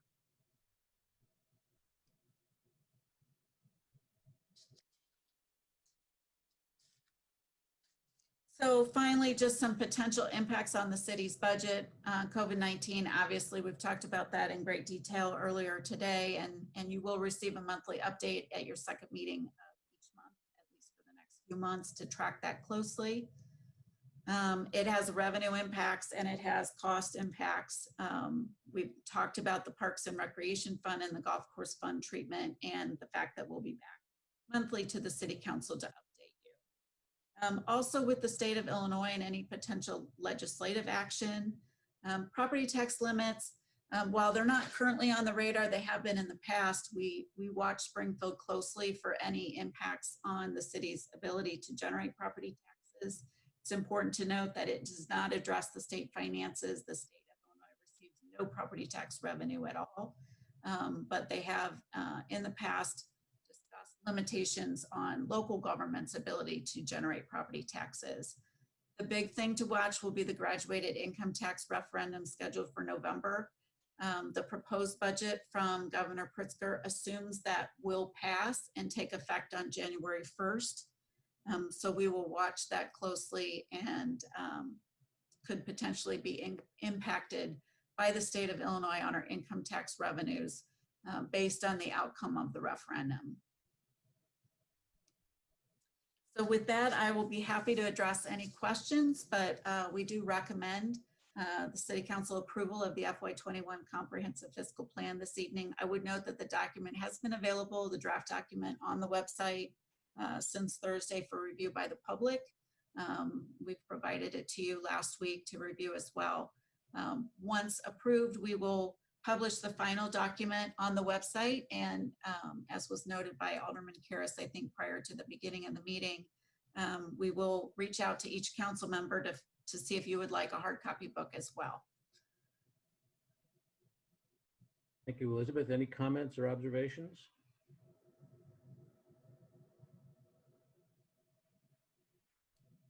Okay, there being none, I would entertain motion to approve the comprehensive. Mr. Mayor, I think Alderman Morris is trying to speak, but he's muted. Oh, sorry. It's such a little thing. It's hard to get my pointer on the unmute button. This is really a remarkable document, and I think you'd be hard pressed to find another community that has the quality and thoroughness of this assessment, from the strategic plan all the way down to the lowest element of a departmental expenditure. And it all integrates together so that you can trace from the top right down to the bottom. And I'm looking forward to having this available on the new website so that this document and the transparency that it provides is going to be available to everybody in the community. So thanks to the finance department and all of the departments that went through and worked with them to create this. It's, like I say, a remarkable document. So thanks. Thanks, Jed. Over the many years that the city has consistently won awards for the quality and transparency of our financial reporting and our budget packages, I think we've just, increased our game exponentially with this document. It's so easy to follow and it's so logical. And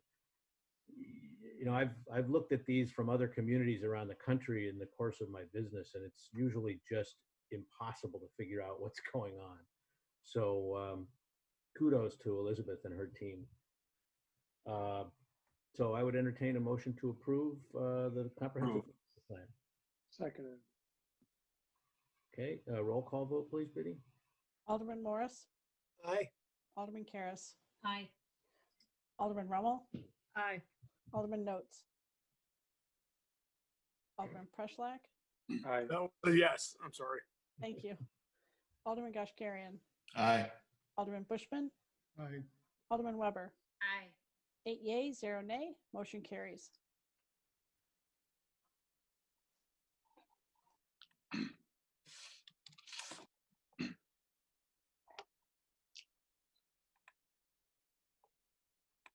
I think the mayor's moved it. Okay. Sorry, I did it to myself there. Sorry. Before we move on, I want to correct something that I said a little while ago because I was off by a factor of 10. I had it in my head that we had about 850 people on constant contact, which always struck me as a shockingly low number. I was off. I confirmed with Susan Banks, it's actually close to 9,000. So that's about the number of households in Lake Forest. So you can assume that the majority of the Lake Forest residents are getting those emails. But yeah, there are still people who always surprise us by not being informed. So every different way we can get to them, we should. But particularly Alderman Rummel, I want to apologize for my misstatement there because it was just wrong. I got it corrected. So. So emails are important, and I didn't mean to suggest that they weren't. The next item on the agenda is Public Works Committee report, an award of bid for the fiscal year 21 inflow and infiltration repairs to Rendina Construction Company for a not to exceed amount of $800,000. This is presented by Bob Ells, Superintendent of Engineering. Good evening, Mr. Mayor, members of the council. On behalf of the Public Works Committee, I have one project to present to you tonight for award approval, and that is the FY21 inflow and infiltration repair project. As I know many of you are aware, over the last couple of years, the city has had some testing done in about a dozen neighborhoods. This testing included smoke testing, flood testing, dye testing on our sanitary sewer system to identify areas that need repairs to alleviate the inflow of stormwater into our sewer system, our sanitary sewer system, which, as you know, creates surcharging backups into basements, things like that. So now that the testing in those areas have been done, we have a complete list of every area that needs a repair, every manhole, catch basin, section of pipe within the city system. All these repairs will be within the right-of-ways or within the street where our sanitary sewers are. We are confident that once this work is done, this will substantially lessen the amount of infiltration into the system. As you can see on the slide, we had a budgeted amount of $800,000 for these repairs. 5 bids were received, and Rendina Construction came in at just over $800,000, $807,744. And tonight, the city or the Public Works Committee is recommending that this award be approved to Radina Construction for a not to exceed amount of $800,000. I would be happy to answer any questions anyone has. Questions or comments?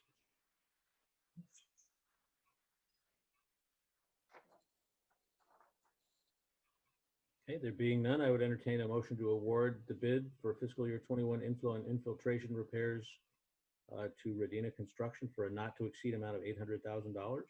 So moved. So moved. Seconded. Okay, roll call vote, please. Alderman Morris, Aye. Alderman Karas, Aye. Alderman Rummel, Aye. Alderman Notes, Aye. Alderman Preschlack, Aye. Alderman Gashgarian. Aye. Alderman Bushman, Aye.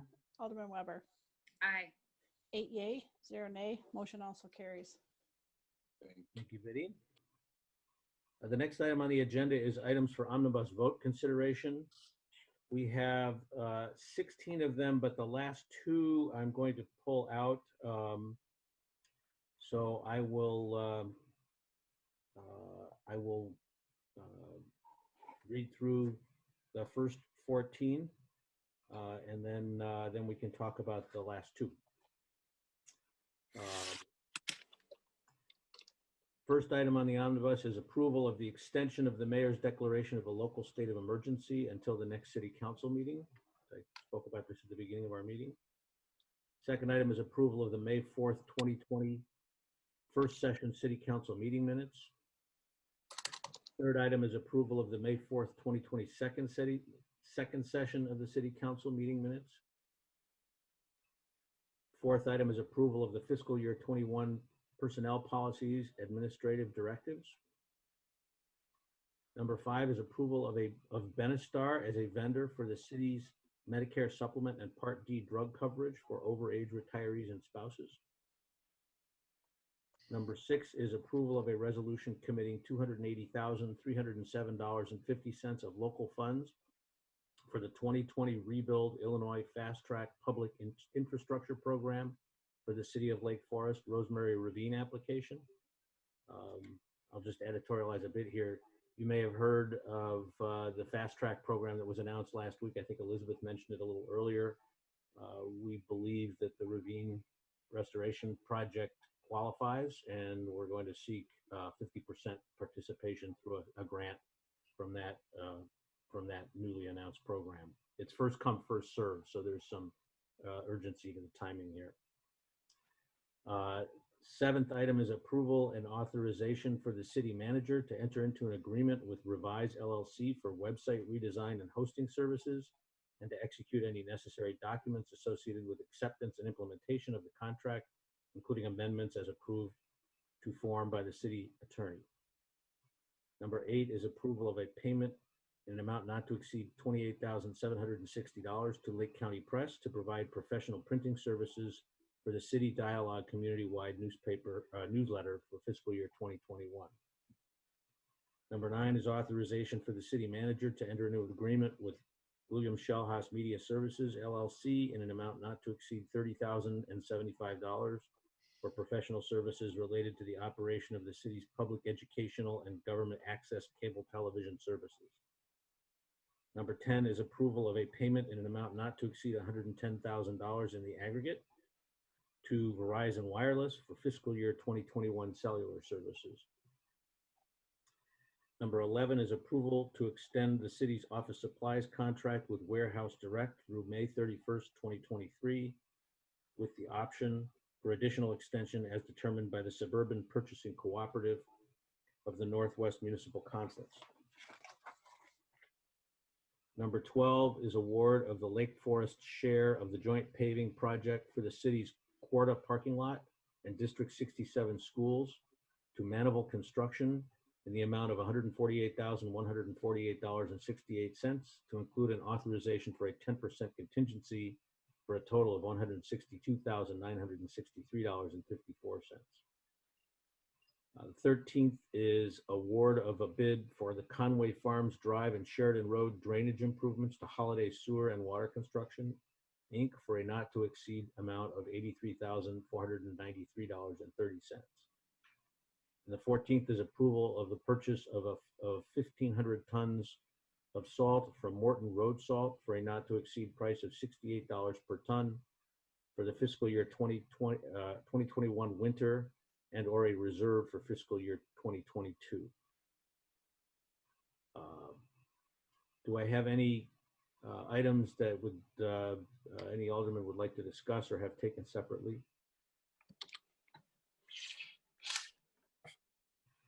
Okay, then I would entertain a motion to approve the first 14 items in the omnibus as presented.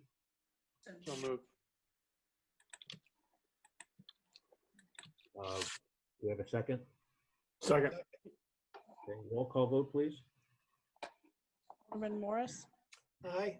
Alderman Karas, Aye. Alderman Rummel, Aye. Alderman Notes, Aye. Alderman Preschlack, Aye. Alderman Gashgarian, Aye. Alderman Bushman, Aye. Alderman Weber. Aye. 8 yay, 0 nay, motion carries. Okay, thank you, Biddy. Next item is number 15 on the omnibus. It's approval of an amendment to Chapter 97 entitled Parks and Playgrounds of Title 9 entitled General Regulations of the City Code, and an amendment to the fee schedule increasing non-resident fees related to Forest Park beach access. I'd like to introduce this for just a second.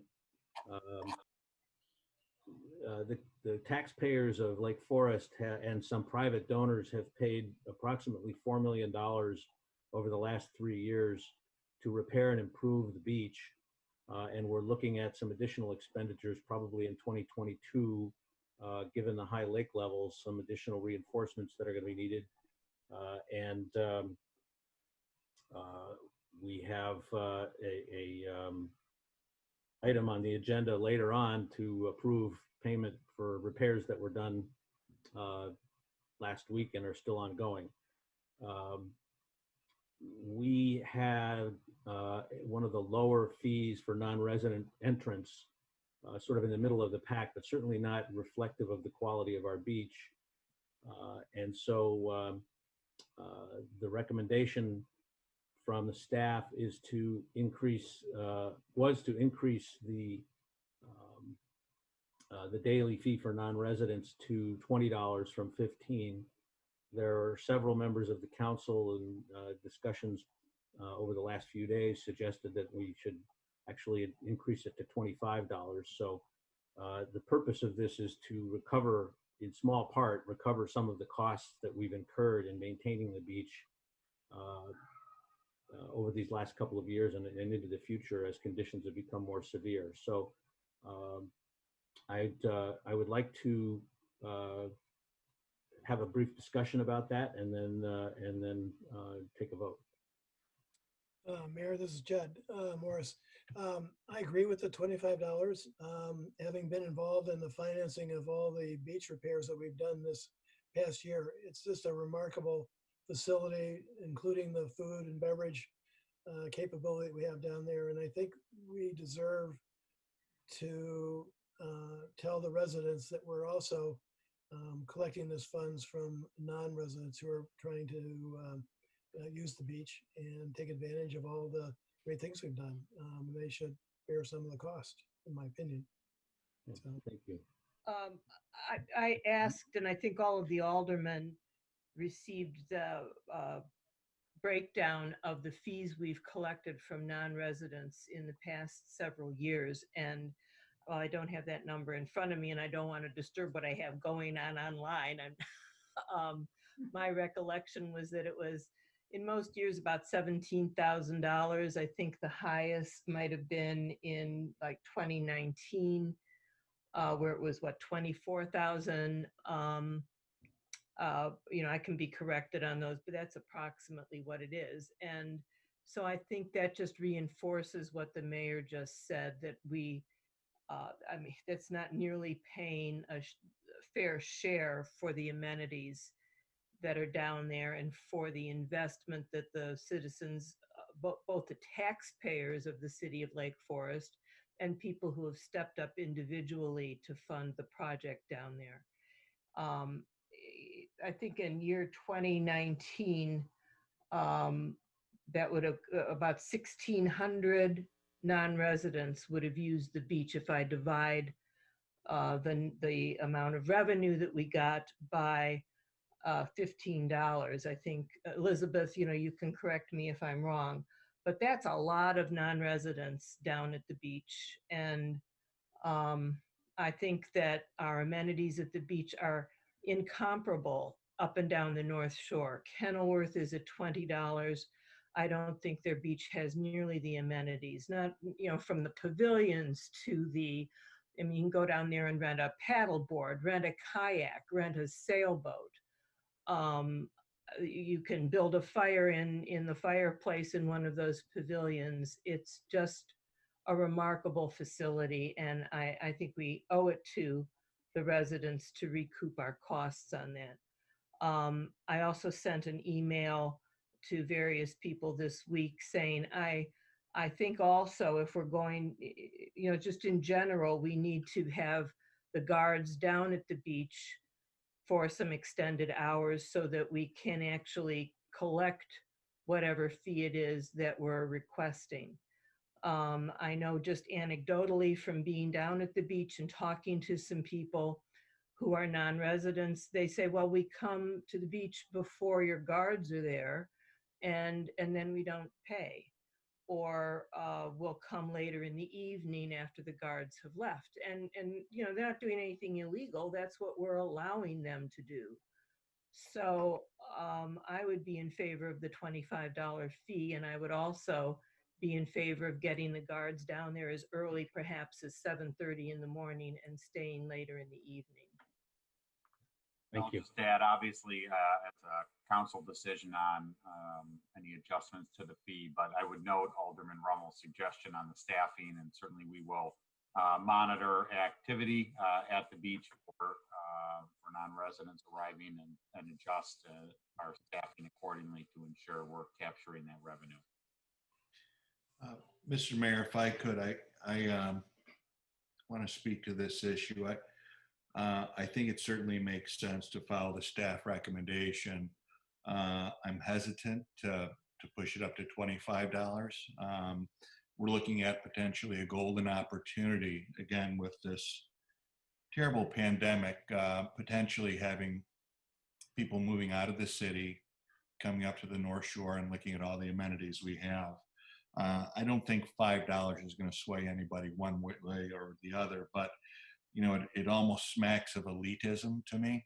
And just because we can, we do. I don't think that's really the right message. And I may be the minority on this, but I would go with the staff recommendation. I just, something feels a little off to me trying to be the most expensive. And agreed, there are some cost sharings there, but it is a public beach after all. And even though it comes with a cost, I think that we shoulder that burden rather well.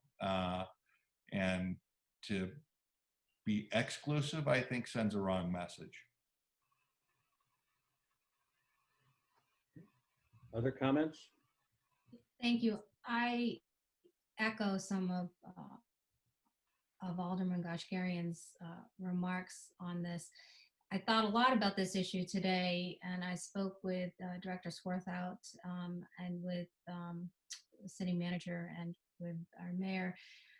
I do, after considering all these different issues, I think, given the context, the rationale for the increase, it's a 40% increase, and we just increased it from $10 to $15 last year. I think it is justified. I do have reservations about it, and I did again speak with Director Swarthout, who told me that a resident from Lake Bluff, who is a student of Lake Forest High School, but by showing their high school identification, is allowed to access the area. So that was very important to me. Also, guests of Lake Forest residents obviously are allowed, to go to the beach in Lake Forest resident vehicles, or if they're riding their bikes down. So, I am going to support the increase to $25 because I do, again, think it's justified based on the context of the work that the city has had to put into the repairs over the last few years. That's an enormous incremental cost. I do have some reservations about it, but I will support the staff's recommendation. Just to clarify, you're supporting the staff recommendation or the $25 recommendation? The recommendation to go to $25 for a non-resident entrance fee. That's not the staff recommendation, though, for point of information. Correct. Staff recommendation Was is to go for to $20. Correct. Other comments? If I could just add too that, the staff recommendation was really in just, assuming or considering an incremental approach, but certainly I don't think there's a staff objection to the $25 threshold either. So just as a point of clarification, and didn't mean to interrupt the council discussion on this. Thank you. Alderman Bushman. Yeah, I appreciate the comment from Jason that they would not have any objection to go to $25. A question of clarification before I do have another comment. For the students at Lake Forest College who do enjoy our beach, if there are residents in the dormitory there, I take it they're considered a Lake Forest resident. Is that correct? Yes, it Okay. is. This is Director Swarthout. Thank you for inviting me in. If you are a student at Lake Forest College living on campus, you are more than welcome to walk to the beach, and you will walk in as a resident with your ID. But in order to park a car there, you would have to have a city sticker. Okay, thank you very much, because that is very important to me that we obviously want to continue our excellent relationship with the college and afford them an opportunity, and recognizing the student budget, I'd hate to see them being charged $25 to visit our beach. But in the $25, I think it does recognize the investment we've made over the last several years and the continuing investment and the challenges. And the challenges we're facing are not unique to Lake Forest. I would not be surprised at all for us to go to $25. And this goes to Alderman Gashgarian's point. I think you will have other municipalities that do have beach properties that do charge fees that are incurring significantly increased costs to reconsider their cost structure for non-residents. So I think at this point in time, it would be appropriate to go to the $25, recognizing the quality of the premier quality of the beach that we enjoy here. Thank you, Alderman Bushman. Alderman Notes, I think you're muted. Well, there you go. Director Swarthout, are you still on? Yes, I am. Hi. If you mentioned what this hours are that the beach staff is monitoring the access points right now, and following up on Alderman Rummel's comment about expanding the hours that those entry points are manned, what sort of incremental cost would that have? It would be a very nominal incremental cost. We're utilizing staff from full-time staff to our student, high school student aged staff. So it would be a nominal cost that would be averaged out. I can tell you that we did actually remove wording in the proposed resolution. We were held to hours of 8 to I think 5, and we removed those so that we could actually have the flexibility to adjust the hours in the proposed revision. We have been watching this for a couple of years to see when we actually have more of our non-residents coming in without being charged the fee. We actually found that it's more towards the evenings rather than the early mornings. Early mornings, it's less than a handful. In the evenings, the number was greater. So last summer we did extend the hours to 7 o'clock, and that seemed to help us recuperate some of the costs that actually were incurred by having the staff there. We are hoping that by changing this code, that not only will we have the flexibility of what hours we need to put staff at the beach, this now gives us a daily fee as opposed to just a weekend and holiday fee. Thank you. Other comments? Alderman Weber. Thank you, Mr. Mayor. I just wanted to ask the question, are those who are coming in that are non-residents, say by chance not paying yet, or they've come through before or after the checkers have arrived, are they being identified at all on the beach? Do the people come down and get a wristband of some sort or a stamp on their hand or anything that would signify? So if you had other staff managing the beach front, you saw that maybe there were people who weren't residents, you could ask and then charge them at that time? We have tried instituting the wristband. We have folks that somewhat push back against it simply because they're there to get sun. Stamps we will put on a person's hand if they're leaving and want to come back, but putting a stamp, whether it's permanent or not, and then in and out of the water with the sand, it tends to rub off anyway. The staff takes a very good sort of canvas of the beach upon arrival. Before they go up into chairs, they get on staff a little bit earlier before they actually start to go to their posts. They take a pretty good canvas, and you know, they're smart, they're savvy, they know, and they're not afraid to approach somebody that they don't recognize. Thank you. Other questions or comments? Just one other question regarding the age of a non-resident. So we would charge a non-resident fee of $25 for any person, whether it be a 6-month-old or a 1-year-old or a 25-year-old or 50-year-old. That is correct. Each age group comes with a different challenge of life safety. I had one other question that Director Swarthout can answer. Director Swarthout, you were it was last summer when I had a resident call who wanted to take her family down to the beach, and there was some issue about car seats and they didn't all fit in one car. And so can you expand on the city's policy in those situations? I think she had to pay a $10 fee and it was just fine. So people might, council members might be assured to know the policy with regard to those types of things. Certainly, a resident can purchase up to 5 $10 parking passes to be able to park at the north end of the beach for for their guests. So in this circumstance, you bring your grandchild comes, you do not want to move those car seats because they're very hard to uninstall and then reinstall safely.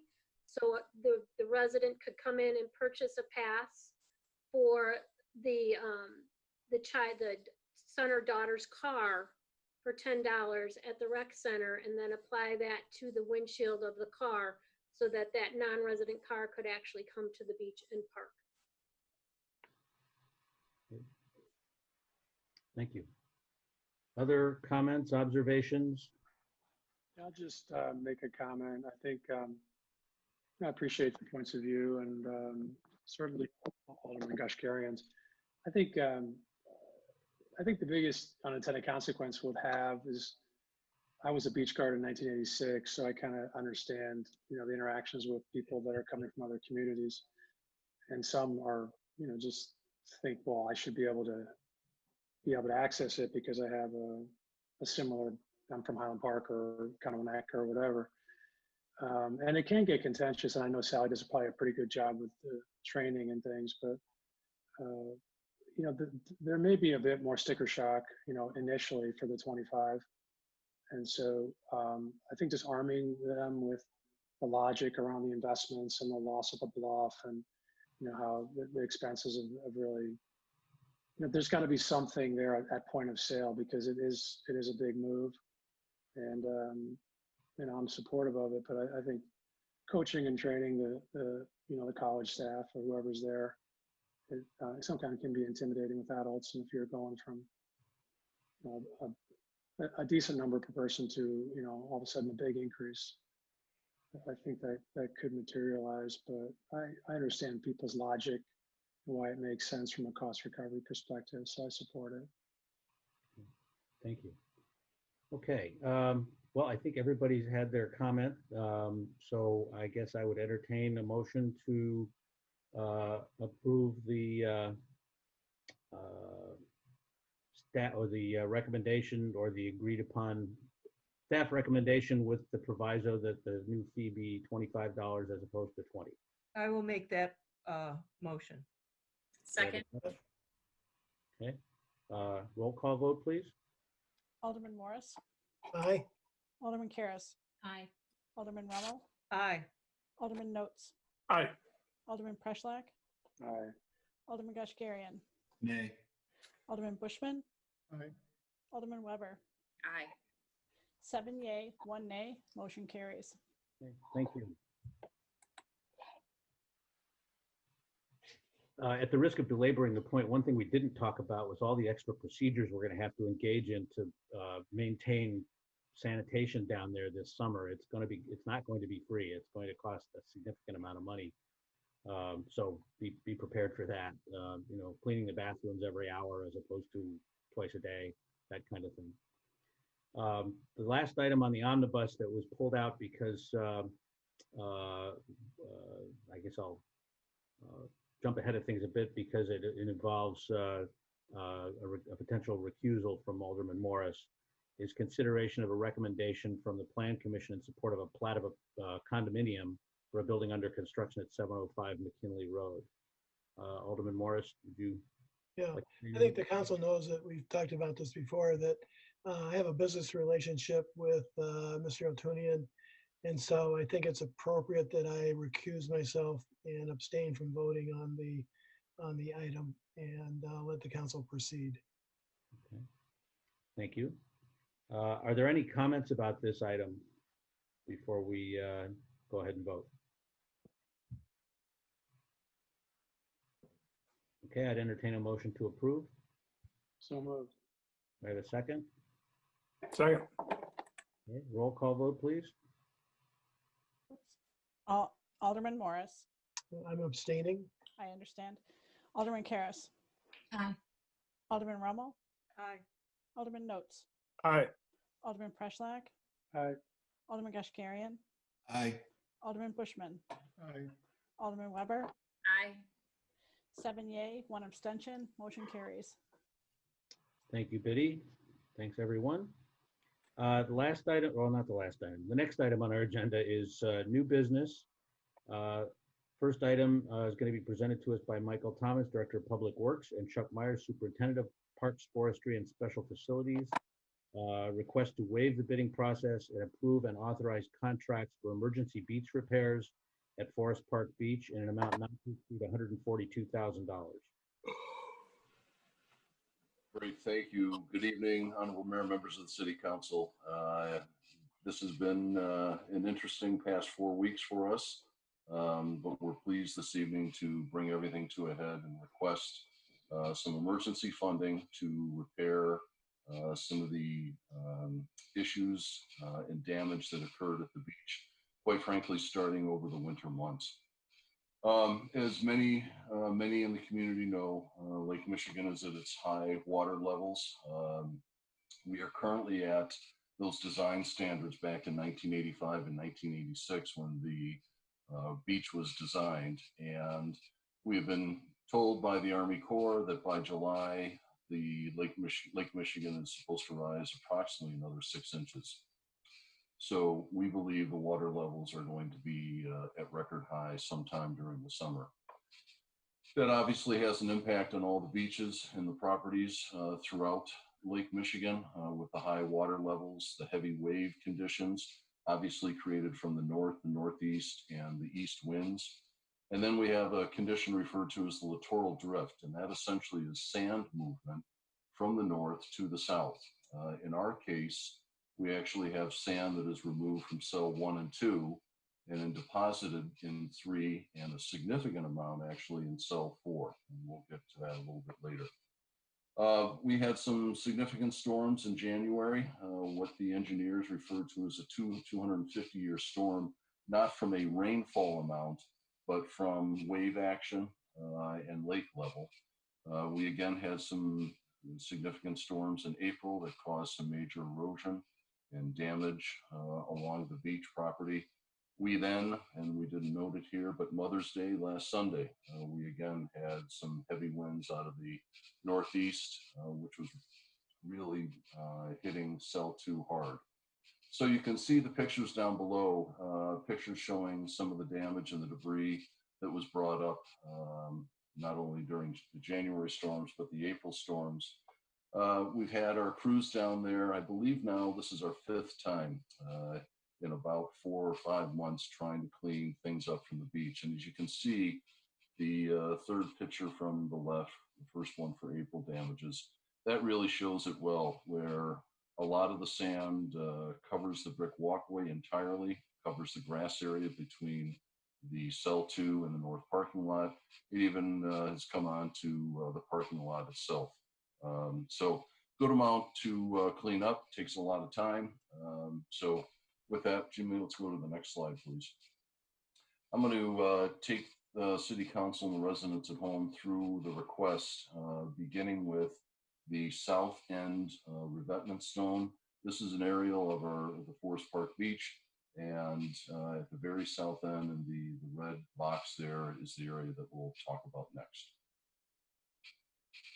So this area has, as you can see in the very first picture, the very large armor stone, and the wave energy that when we receive southeast winds, the wave energy actually crashes up against those stones, goes into the air and crashes behind the stones. That creates the erosion that you see in these pictures. So what we are proposing to do is cut a 6-foot wide area, about 120 feet in length, and install smaller armor stone. We put what's called a core stone down. It's about the size of a football. And on top of that, we place individually 18 to 26 inch stone, and we lock them in place. That will take the energy, the wave energy, the spray that comes from these large armor stones, and should eliminate future erosion. The cost to do this, to include the stone and some assistance from an outside contractor, is $16,000. Next slide, please. We're going to jump all the way back to the north end. Again, the red rectangle there shows the area that we'll be talking about next. This is the lower portion of the new road, and you can see very similar to the south end, where especially in this area, when we have winds out of the east, that armor stone takes a direct hit. The water sprays up and it eroded directly behind that armor stone. So we are going to do the same thing, dig an area out, which we've already excavated, and place the core stone and then the 18 to 26 inch stone in this area as well. The cost to do this, it's a little bit of a longer stretch than on the south end, and a little bit wider, but that cost is $19,000 for stone and contractor assistance. I say contractor assistance because we are going to be doing a lot of the work ourselves, but we do have an outside contractor with a large backhoe that we need his backhoe to be able to pick these stones up and place them. Next slide, please. Final area is the area we refer to as cell 2. If you start at the north end and just count them off, north end is cell 1, where the box, the red rectangle, is cell 2. Cell 3 is right in front of the pavilion, and then cell 4 is in the south end with the volleyball nets and the playground. This area, cell 2, the first part is that we're requesting approval for a design from Baird and Associates. Baird and Associates is the company that actually did the original design of the beach back in 1985 and 1986. The issue that we are having in cell 2 is that cell 2's beach had eroded to a point where there was no beach left, and water all the way up to and including last Sunday was crashing up against this seat wall. So you have your brick walkway, then the seat wall, and then the beach. The concern with that is that not only if you stood on that or you sat on that seat wall, it had eroded probably at least 5 feet of sand away. But we were really concerned was the wall itself and its foundation. So we are proposing to bring Baird back in to do a design for us and not actually do anything. And I'm going to tell you why, because we have some good news at the end. But we want to have a design ready to go, completed, so we can identify the stone that we need. And if this happens again, which it quite frankly might, we have a design ready, we know where to get the stone, and we would proceed from there. We say the design cost is 15. It's actually 10 for the design and then $5,000 for construction oversight if and when we proceed to that phase. Next slide, please.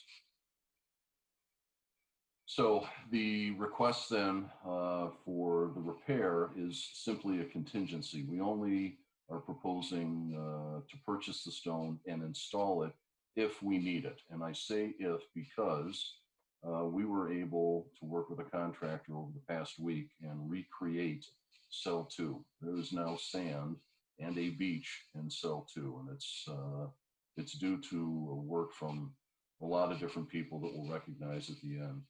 But this again is cell 2 before we were able to bring in additional sand and fix it.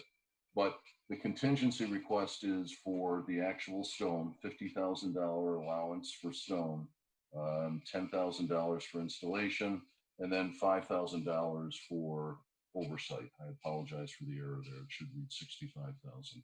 So of the total 142,000 that we'll be requesting this evening, really right away, immediately, we are needing the 77,000 to get the repairs completed. So again, stone, we would know which quarry to purchase it from. We would have the quantities, the size, everything ready to go if at some point cell 2 erodes to a point where we become very concerned about that seat wall. Next slide, please. Final item, there's a 30-foot groin that is located in cell 2. Next slide, please. A groin actually, and you can see in the picture on the left, it's essentially the sheep pile from the original beach. So not the 1987 beach, not the current beach that we all know and love, but before the project was done, there existed sheep pile groins that jetted out into the water. We presume that when the new beach was designed, that the city opted to say, well, we're going to be putting at least 4 or 5 feet of sand on top of these groins. No need to spend the money because we'll simply just bury them. They are not doing anything physically to maintain any of the beach. But through these storms over the winter and in the spring, that specific groin has become exposed. Now, we have buried it again in about 2 feet worth of sand, but amazingly, through the storms and the winds we've had, we're beginning to see a piece of it crop out of the sand again. So we are proposing to remove it. Marine contractors are very hard to come by, and we are proposing to use Gele. Gele Marine is the company that installed the armor stone revetment at the water plant, and their cost is $32,000. We, in our opinion, believe that's a very good price, and I think the reason we're receiving it is that Gele is doing some work just south of the beach. So as they pull all their material down past us, they're going to be right in the area, and they will take one day to come with their equipment and remove the groin.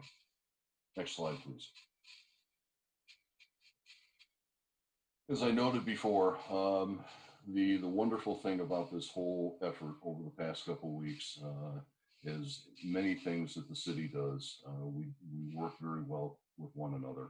And it's a very strong team effort.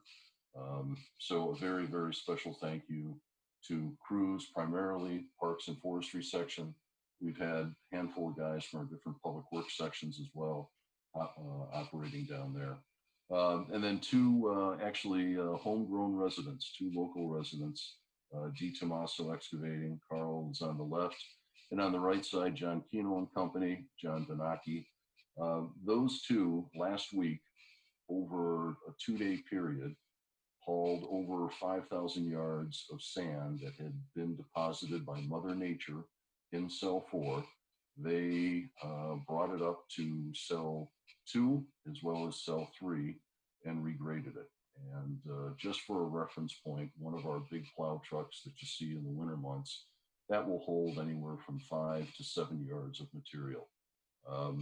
In 2 days, 12 and 13-hour days, they moved over 5,000 yards and recreated the beach. So a very special thank you to both of them, and obviously our city crews doing all the work to get everything ready to go by Friday night. And we can tell you with confidence that we will be there ready to go Friday night and turn it over to Sally for Saturday morning and for the residents to enjoy. The final slide then is our request and our recommendation. You can see just the pictures of the hauling that went on last week. But the stone for the south and the north end, we're proposing to purchase the stone from Michael's Commercial Aggregates, $25,000. We want to be consistent with the stone that we are using on the north and the south ends. This is the quarry that we received it from. Contractor assistance to set those stones starting tomorrow with D. Tomaso Excavating. The middle beach, as I had noted, a short-term design with Baird and Associates, $10,000 plus another $5,000 if in fact we need to proceed. Contingency then for as far as purchasing the stone, if we need that for cell 2, D. Tomaso Excavating to help us set that stone, and then finally cell 2 moving the groin. So with that, I'm happy to answer any questions you may have. Comments, questions for Mike? I have one. Is the groin going to be removed by the weekend? We were told late last week that there was a chance that they were able to get in potentially tomorrow or Wednesday. The challenge now is that the lake has kicked up again. We have the northeast winds. We've had 5 or 6 foot waves down there today. There is a chance, and we are hoping, and we are going to get our park supervisor watching, and he's going to be sending a text message after this evening's vote to let Gele and Marine know that they have the green light. The question is, if they are going to lose a couple days this week, they'll need to get caught up. But they called us late last week and said they're going to try and get us in sometime this week, which would be great to get it removed, let us do a final grade, clean the sand, and step back and let the residents enjoy the beach. Thank you. Mr. Mayor? Yes, sir. I do have a comment and a question. First, I think we all need to realize that our staff has been put through a monumental effort and a challenge. Mother Nature decided to do an action both with the level of the water, with the wind action, and obviously more recent with a bit of the rain that we've been incurring, and yet has been able to bring the forces together and to meet the challenge head on, and to meet the deadline that we all would love to see, because in the quarantine situation, it's always nice to have good news. And if we have good news where that beach can be open Memorial Day, I think that is a very monumental step that we are achieving for our citizens. But again, it's all because of a great effort, the number of hours spent, the brain power, the muscle power, the equipment power. Again, it's a great effort and a team effort. Parks, Forestry, Public Works, city overall. A lot of compliments, a lot of kudos. So it's something that we strongly appreciate. One question though, Mike, you're asking us to waive the bidding process, and obviously there's time limitations and reasons for that, but can you opine whether you feel that the amounts being requested here, based upon your knowledge of what they're doing, the scope of the work, the prevailing rates that are out there, are these felt to be reasonable amounts that you're asking us to approve? Thank you, Alderman Bushman. Yes, when I look at this chart and I look at the dollars that we are requesting, to begin with, D. Tomaso Excavating, I believe we're receiving an extremely fair price. His equipment was down there from last week moving the sand, and I think we're receiving an extremely good number from his company. Michael's Quarry, we compared to the pricing not only that we paid last fall when we extended the revetment, as well as what we paid for the stone with the Big Beach project. It is all consistent, and we believe that it is a fair price. Michael's Quarry is located in Waterloo, Wisconsin, so the good part of the cost is the actual trucking. But as a side note, I was contacted by the trucking company this afternoon, and they have trucks preloaded, and I'll be sending them a text this evening if City Council so approves. First trucks will show up at 7 a.m. Gele Marine, as I noted, we believe it's a fair price. We believe that we received a good price because they're doing work right next door, and it should be easy for them to move over to us. And then finally, Baird and Associates, simply because they did the original design of the beach. They have a good interest in this whole phenomenon that's going on with Mother Nature and the high lake levels. And looking at what we've paid for design fees in the past to other firms, yes, we believe the fee is reasonable as well. Thank you, Mike. I had a couple of comments. First of all, Director Thomas, I want to thank you for the approach you take with the council. I so appreciate. Today I got a call from you prior to the council meeting to see if you could answer any questions. And that has happened many other times as well when you have important items on the agenda. And it's very helpful. And I know I, for one, really appreciate that you take the time out of your day to reach out to each of us individually and ask us if we have any issues with what's coming up on tonight's agenda. And as you know, you and I had a lengthy discussion on this. And while I support these repairs that are happening, and in fact, you know, hopefully we won't even be spending $142,000 if some of these contingencies aren't necessary. I think you agree with me, and I sent an email to the mayor and to Sally Swarth, Director Swarthout as well, that we need to recognize that there is a new normal down here at the beach. This is the second year in a row now where we've had really catastrophic repairs that we've had to do down there. I've watched this beach all winter. I go down there frequently. I've been down there when this sand is mounded up.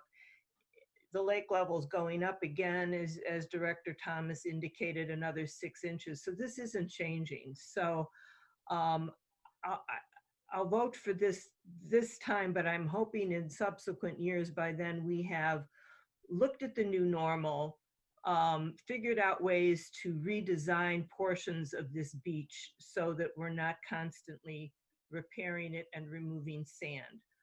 Perhaps the days of grass turf area down there so close to the beach are over. Perhaps some of these walkways need to be moved back permanently. I think those are some things that we really need to start to consider. The fact that we're kind of working against ourselves, I'm no engineer, but I think Director Thomas agreed with me that that some of this sand, as it goes out into the lake, it gets shallower and shallower. And so some of these waves are crashing and cresting at a higher level and even accentuating some of the erosion that's occurring. So I think we need to take a long, hard look at what's going on down here at the beach and put maybe a committee together of engineers and people who understand what's going on with the lake levels, and really look for a new plan for some of the redesign of that beach area. Yeah, I'll just comment on that. And I appreciate those comments. I mean, it's really hard to forecast what the water levels are going to do. So I would just caution us to be thoughtful and pragmatic and just do this kind of step by step. And I remember, 10, 15 years ago, people were drastically concerned about the level of the lake in the opposite direction, up in Lake Huron and in Lake Michigan. And, some Mother Nature is in charge. I think we should be smart. But, capital is really scarce, so I think we have to take a cost benefit view on, short-term fixes versus long-term redesign in the face of not really knowing what the future will hold and other needs in our community, stormwater and roads and bridges and ravines and libraries. There's a lot going on. So before we launch committees, get really focused on this, I think we just want to just take our time and understand exactly what are the main issues here that could drive costs in the short term. And if there's structural issues, I think we should address it. But I think we've done a great job, and I don't know that there are any major structural issues. The water is certainly up, and repair is no fun. But also, a big redesign is big capital, and there's lots of mouths to feed. So I appreciate what you said, Melanie, but I also think we have to take a holistic view of capital and prioritize accordingly. Mike, I know that you and I, as we've walked up and down the beach quite a few times in the last 2 weeks, when you stand in cell 1 or even cell 2, but especially cell 1, and you look to the northeast where a lot of the heavy weather comes from in the wintertime, that first cell is completely open to the northeast. And cell 2, also the south end of it, is open to the northeast.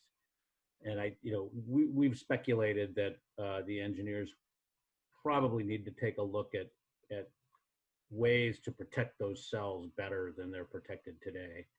And then that might be an option for reasonably cost-effective solution without having to re-engineer the entire built environment on the beach or behind the beach. But anyway, Mike, can you speak to that a little bit? I know you've got it in your thoughts. I know it's not in a budget anywhere, but to have some long-term thinking applied to this. And actually, Chuck can jump in here. But in general, Chuck Myers, our superintendent of Parks, Forestry, and Special Facilities, has been in contact with an engineering firm to discuss really what I think everyone is talking about is to take a big step back and take a look at this beach and say, what is working, what isn't? Do we need to, for example, bring these big armor stone revetments that are out in the water, do we need to bring them closer together? Do we need to raise their elevation? Do we need to replenish sand? All sorts of things that really would evaluate 33 years since we had the beach opening on Memorial Day weekend of '87. How are things working, and what do we need to do with this potential new norm and these higher lake levels to be able to continue to save our beach? Mr. Mayor, as you noted, the winter months, November being the month out of the year where we have the heaviest wave action out of the north, east, and east. That is the month that we are all attuned to the weather, especially for the beach. But that in general is our plan to bring to the city council, the finance committee at the November budget meeting, and include a capital request to have an evaluation done in FY22, so we can plan accordingly. And as Alderman Preschlack noted, work all of this into the capital. So whether it's a storm sewer project, a ravine project, a bluff project, a bridge project, a beach project, they all come out of the same exact capital account. And it's a discussion that I know we will all be looking forward to having with the Finance Committee. Thank you, Director Thomas. I appreciate your comments. Okay, at this point, I would entertain a motion to approve if there are no further comments. So moved. Second. Okay, roll call vote, please. Alderman Morris, Aye. Alderman Karas, Aye. Alderman Rummel, Aye. Alderman Notes, Aye. Alderman Preschlack, Aye. Alderman Gashgarian, Aye. Alderman Bushman, Aye. Alderman Weber. Aye. 8 yea, 0 nay. Motion again carries. Okay, Mike, you can send your text message. I'm sending the text message now, and we are contacting the marine company as well. So thank you very much. Thank you. Great job. The next item on the agenda is additional items for discussion, comments by council members. Are there any comments by council members beyond what's already been said tonight before we talk about going into executive session? I'm sorry, I do have, wait a minute. You're on. Yeah, I do have one. I wonder if, before Director Thomas makes those important calls, can he just give us a quick update on the recent flooding in the town from these recent rains? Sure, I would be happy to. The rain that we received, and I'll ask Jim Lockefier to put a slide up that summarizes the phone calls that we received today. Rainfall, if you can see with this slide, rainfall amounts since Thursday is approximately 4.85 inches. So this is at our water plant. We also have a rain gauge at municipal services. Its total was very, very close to the 4.85 as well. So consistent readings. The storm that we all talked about last night, 2.86 inches. And as you can see with these pictures, this was yesterday. This I received from Matt Bergioni, our street supervisor, Deer Path and 41. He and police officer Hughes retrieved a person out of the car and actually drove up the ramp and around. And by the time they came around, the car was completely submerged. I believe there were 5 cars under the viaduct. Picture on the right shows us this morning trying to clean everything up. As far as all the flooding, though, I believe we had a total of 19 calls. You can see how they were spread out here amongst basement, yard, street, ravine, and then a combination of them as well. We had guys in, and when we receive phone calls, we respond to the residents right away. But majority of these were homeowner or property issues. This is a quote that's interesting from Lake County Stormwater Management, the gentleman that sends out forecasts to us on a daily basis. We thought this was timely, but that is what we experienced. The bottom line, have we seen worse in Lake Forest? Without question. But we are working with different property owners and visiting sites to give them ideas on how they can improve some things. But we drove around in all of our hot spots. And for the most part, the town did okay, but there were definite areas where we had some standing water that actually by morning hours had receded. But during that storm, when I drove around last night, especially out at West Fork Farm, Hackberry, in that area, there was a good amount of standing water. That was due to all of it draining under the toll road. The drainage actually goes west of the toll road that area west of the toll road was absolutely full. And in fact, they had to close one of the southbound lanes of the toll road down because that area was overtopping and water was covering one of the lanes. So probably too much information, but I'm hoping Alderman Rummel that addressed your question. Yes, it did. Thank you once again, Director Thomas. I think it's informative, not only for the council, but for residents. And you know, we just need to keep an eye on these rain events that, as we all know, are coming more and more, becoming more and more frequent. So thank you. And let's hope we get that Deer Path underpass sooner rather than later. I have sent these pictures to the state and they have received them and they are passing them up the ladder. So we'll keep our fingers crossed. I just for my own part, this afternoon, Melanie, you'll appreciate, I sent a note off to Senator Julie Morrison, who now lives around the corner from you, as she gets ready to head down to Springfield, to remind her of the importance of this project. I said if an opportunity arises to help us out here, we'd really appreciate it. George? Yes, sir. Mr. Mayor, this is Ted. If I don't know if either Chief Waldorf or Chief Seibert are on. I'd be curious from a public safety standpoint, what do we do with such a major artery linking the east and west side together? Do we redeploy assets in preparation for any potential calls, or? Chief Seibert, can you hear me? I do, yes. Thank you. Yeah, when we get the flooding there on Deer Path and 41, we typically divide our response area in half, and it's a little different than what our normal response area is, but we rely on our neighbors if needed and just respond accordingly. We were responding there to pull people out of their cars where it was flooding, and thankfully we didn't have too busy of a night last night with all the flooding. Good. Thank you.